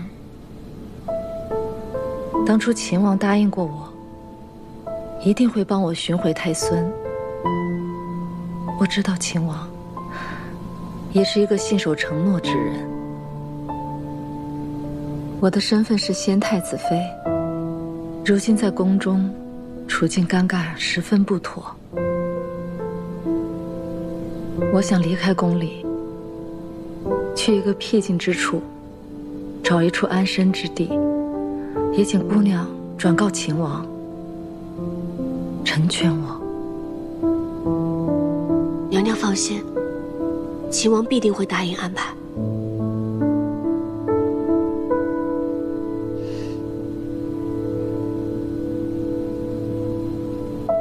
你真的姓何吗？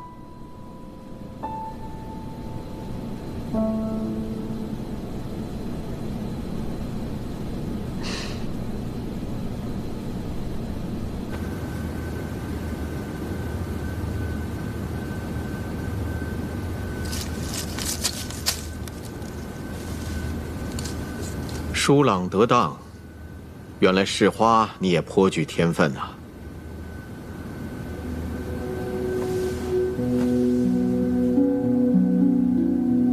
秦王前日来了，我本来打算命你出去与他相见，可是后来一想，还是算了，此时不宜，以后多的是机会啊。是。陛下回京之后犒赏三军，可是唯独对秦王没有任何的赏赐。我想，陛下身边一定是出现了小人，八成是听信了谗言。世间事无碍如此，功高震主，赏无可赏。大概这也是陛下的为难之处吧。确实啊。秦王呢，已是众王爵之中最为尊贵的了。可是，秦王他收复两京，光复我大禹王朝，立下如此泼天大功，一点赏赐都没有，实在是说不过去啊。父亲是觉得，陛下正值春秋鼎盛，此时还无意册立太子，不然的话，要册是必册秦王。可是信王居长，齐王自有得陛下私宠。自陛下登基以来，还未册封皇后，皇后所出才是嫡子。微父打算明日上书，恳请陛下追封秦王生母。秦王立下如此大功，其生母就该被追封为皇后啊。听说秦王生母出身卑微，嗨，管他出身卑微不卑微，能够生下秦王这般出色的儿子，那生母还不该被追封为皇后吗？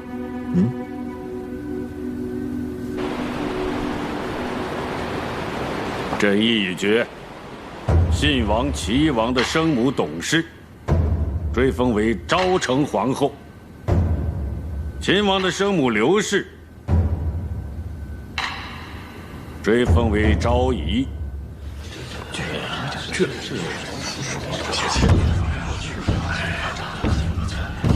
陛下，臣以为不妥。臣复议裴大将军，追封一是陛下恩典，二是为了礼序人伦。秦王自劳兰关起兵之后，平定宇内，收复两都，如此功绩，生母若只为昭仪，恐怕难以彰显陛下临诏万方之恩典。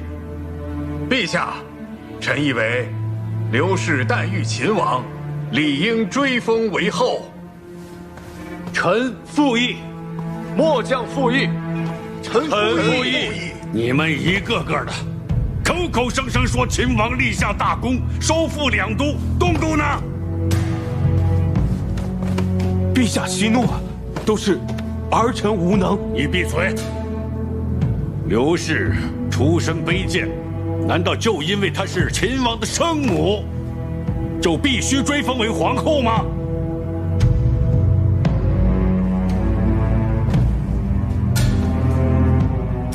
陛下，既然生母出身卑贱，惹陛下不喜，臣自请褫去王爵，去劳兰关属变。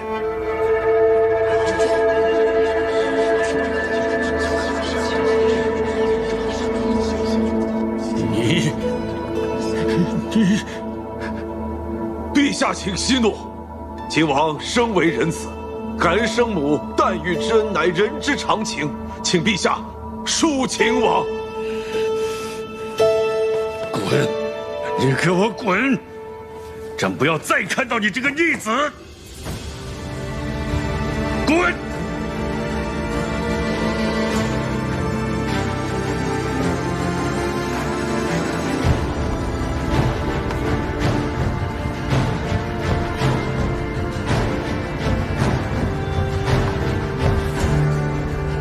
目无君父！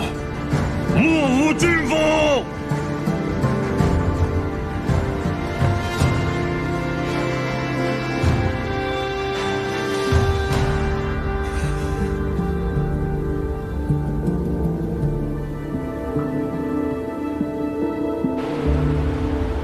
陛下口谕：兹秦王出言不逊，藐视君父，咆哮廷议，特旨申斥，免去秦王行军大总管一职，令在秦王府中闭门思过，不奉谕，不得出府门半步，不得参与军事，不得妄议朝政。钦此。臣李逆，谢陛下恩典。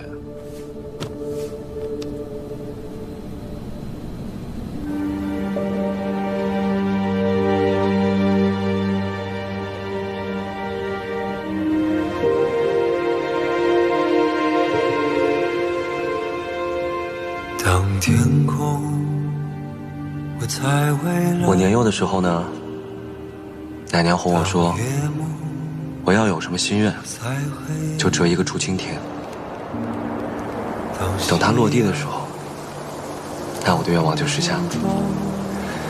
那个时候呢，我特别想见到我阿娘，别人都有阿娘，就我没有。于是我便折了好多只竹蜻蜓，翻到墙上一只一只的往下放，直到全部放完的时候，我才发现，原来奶娘是哄我的。这一个心愿，无论折多少竹蜻蜓，都无法实现。当汪洋已不再浩瀚，你还会记得吗？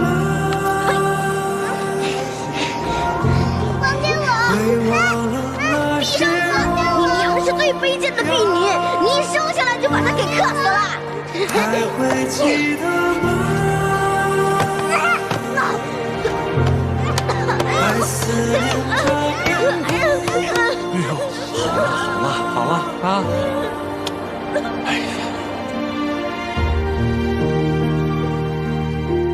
你说，为什么抢你兄长的东西？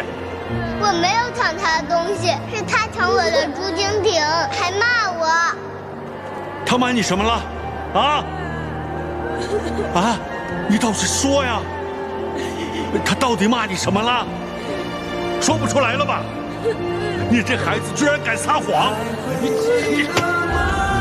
没有。你还顶嘴！我没有。你就是撒谎！没有。你还顶嘴！我没有撒谎。撒谎！没有。你再给我顶嘴！我没有撒谎。撒谎！就是撒谎！撒谎！没有。撒谎！我没有。撒谎！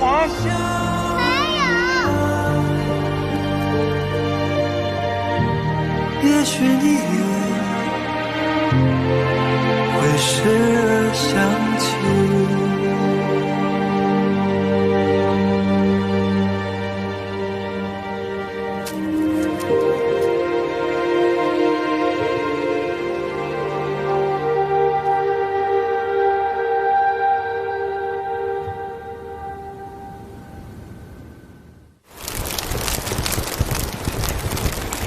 小的时候，你就救过我的性命，后来又来到家中。无论我做什么事情，你都默默地支持我。当我犯了错，也是你来帮我承担。你用着我的年纪，不知道经历了多少危险，到最后，也是为了救我而死。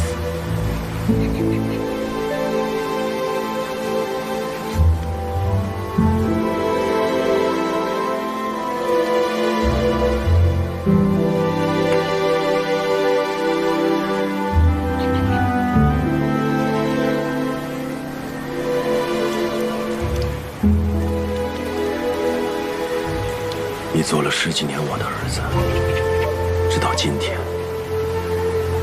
为你立了这座衣冠冢，才能将你的真名示人。但在阿爹心里，你一直如同我亲生儿子一般。凤儿，阿爹定然会替你报仇。从今日起，你只是你，不再是翠莲，你就是刘成风。但是你永远是阿爹的儿子，你也永远是我的兄长。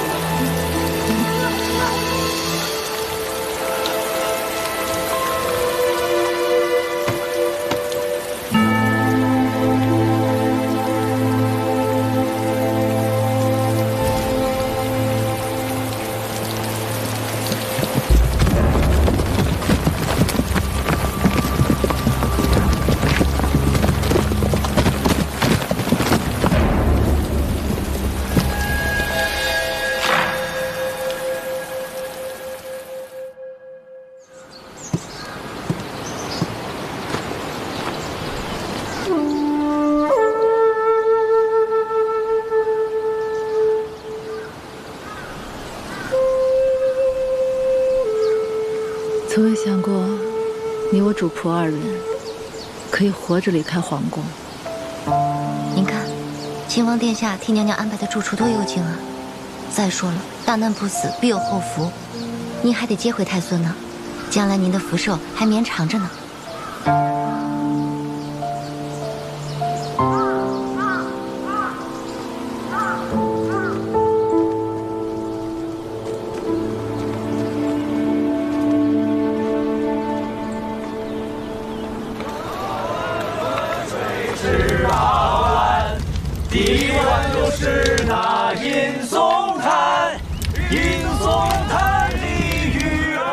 石七郎吃肉。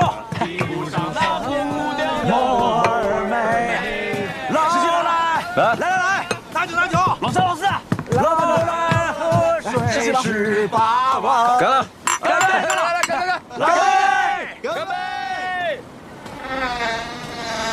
老来喝水十八弯，第一碗就是那野松菜十八。哎，小裴将军，给你们的小裴将军上一份羊肉。好嘞，尝尝这羊排。来，给小裴将军肉，尝尝我们的羊排。吃这块。来，小裴将军，这肉好。来，我们接着喝，继续。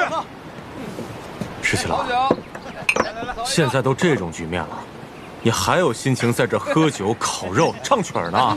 哎，先来一杯。没有啊？来一杯。你知不知道，孙敬派往百越的大军？尝尝这羊肉好不好吃？看这次烤的怎么样？走。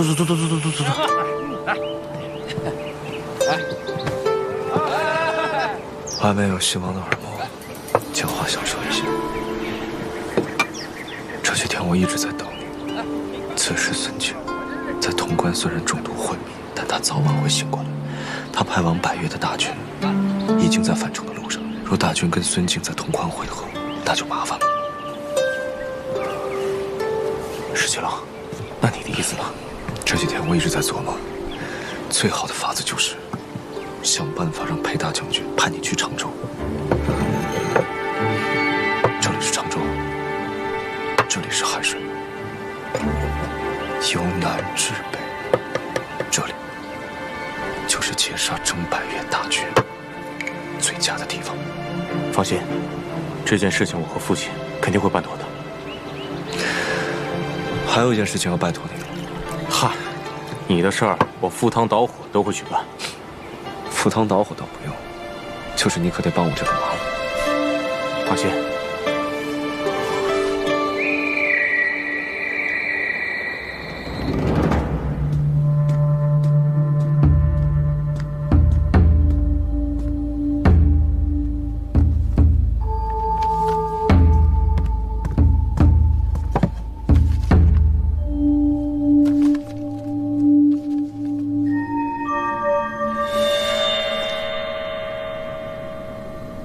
秦王殿下可有什么口信送来？那就有劳信使了。何校尉不打算看一眼吗？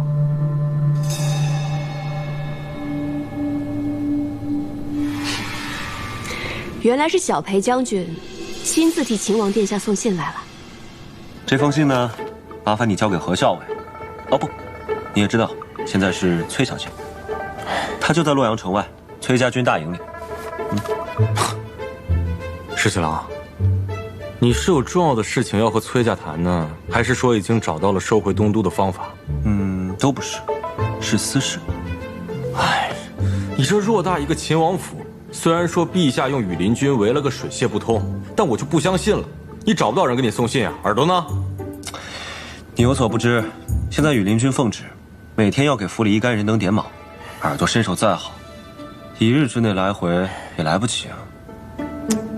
石七郎，我和你说了，崔家谁说赴汤蹈火在所不辞啊？这么快就变卦了？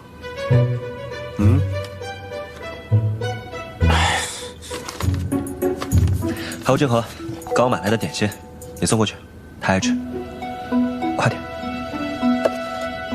石七郎现在已经被软禁在府中，但他却只惦记着给你写信。你真的不打算看一眼信吗？小裴将军放心，就算天下的坏人都死绝了，你们家秦王也不会有事的。殿下不顾风险，数次救你性命，你完全没有放在心上。看来，你果然就是铁石心肠。秦王立此大功，若是现在仍旧在朝中，陛下有何可赏？若是陛下赏无可赏，那秦王的2位兄长，还有朝中大臣，是否会记得？秦王负气被禁足，表面上看兵权尽失，可实际上，他真的失去镇西军了吗？小裴将军也是领兵打仗之人，何时该冲锋，何时该扎营休整，道理是一样的。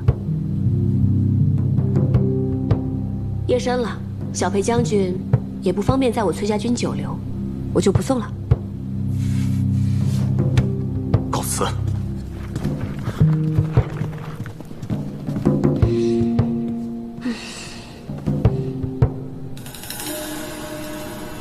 送信来的人不是耳朵，有人现在很失落吧？没有啊，没有。大晚上肚子饿了吧？快吃口刚送来的点心，垫一垫。还是你最好，我真的有点饿了。快吃吧。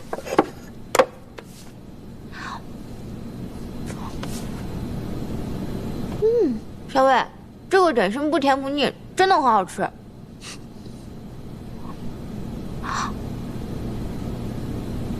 那个信，你真的不看啊？要不然你看看。啊？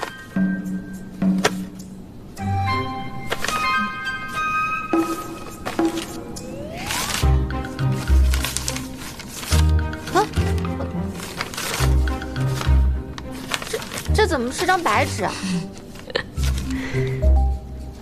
小伟，你早就猜到了是不是？这是什么意思啊？李逆让裴元来送信，就说明他虽然被软禁，但依然有可用之人，而且镇西军也仍旧听命于他。别的事情都不重要，干嘛要多费笔墨呢？哎呀，你们这2个聪明人，总这样一来一往的，累不累啊？是啊，比不上有些人，只要哨子一吹，那个耳朵啊就巴巴的赶紧跑来了。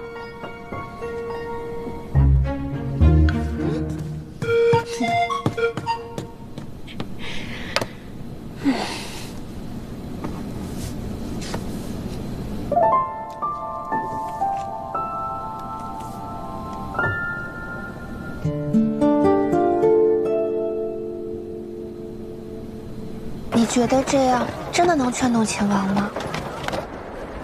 秦王其人，外刚内柔。旁人见他征战四方，沙场拼杀，其实他的内心再柔软，再良善不过。只要话说得巧，就一定可以劝动他的。陛下责令秦王闭门思过，相爷不是说好多人上了奏书，说秦王的坏话吗？木秀于林，风必摧之。正因为秦王这次立了大功，所以反而被旁人忌惮。如今陛下正在气头上，如果秦王不肯低头认错，只怕父子间会生了嫌隙，大大有碍秦王的前途。见过秦王殿下。顾小姐，本该要去府上拜望顾相，但如今我出门不便，还请顾小姐回府之后替我转达致意。殿下客气了。其实今日前来，并非父亲吩咐，而是婉娘自作主张。婉娘有一样东西想要送给殿下。顾小姐客气了，府中诸物不缺，不该收顾小姐的礼。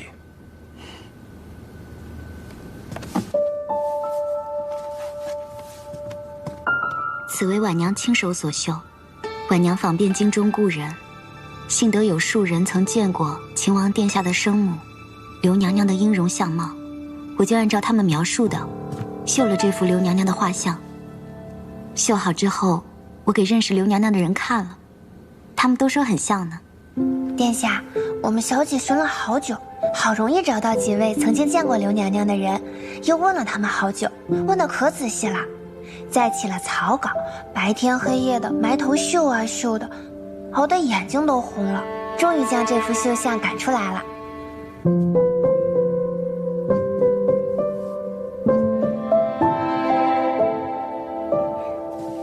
殿下，身为人子，不能承欢生母膝下，自然心中难过。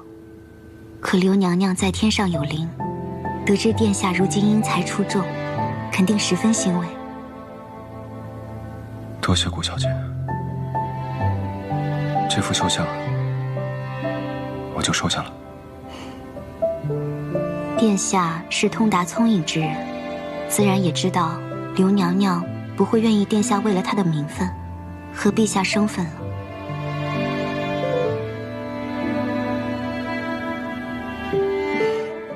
殿下，你看，这幅绣像我用了金线和银线，想着殿下若是将刘娘娘的绣像挂起来祭奠，也不会因为香火熏染而褪色。顾小姐想得太周到了，李妮感激不尽。殿下客气了。婉娘知道殿下不便待客，就先告辞了。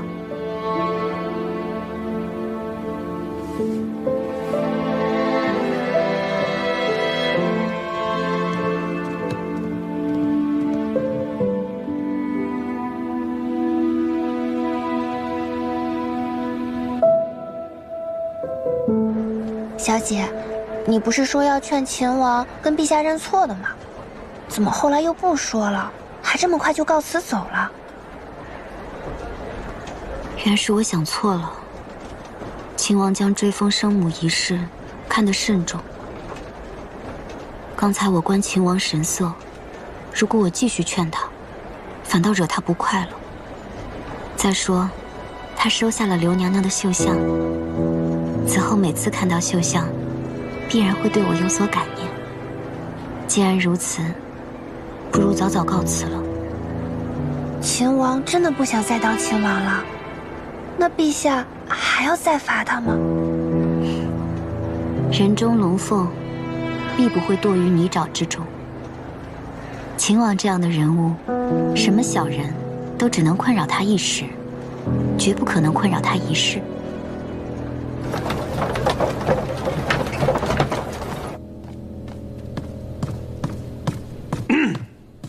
回来了，回来了。别看了，没有回信，人家连你的信都没有拆。我又不是在等回信。切。不过有一句说一句啊，那个崔小姐有些话呢，确实还有些道理。她说你现在这个境况呀，那就像咱们冲锋打仗，何时该冲锋，何时呢该停下来休整。这其实你自己心里都有数。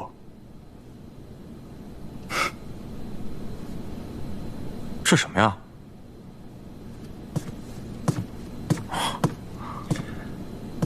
那是我娘的绣像，据说与她本人一般无二，我都没见过她。那这幅绣像绣得真的很好，简直是栩栩如生啊！是啊，顾小姐送来的，说她绣了很久。顾小姐送的？看来这个顾小姐对你很有心啊。十七郎，她是不是对你有意？我与她压根儿就不是一类人，各花入各眼。我呢，还是喜欢崔小姐。那崔小姐，人连信都没看。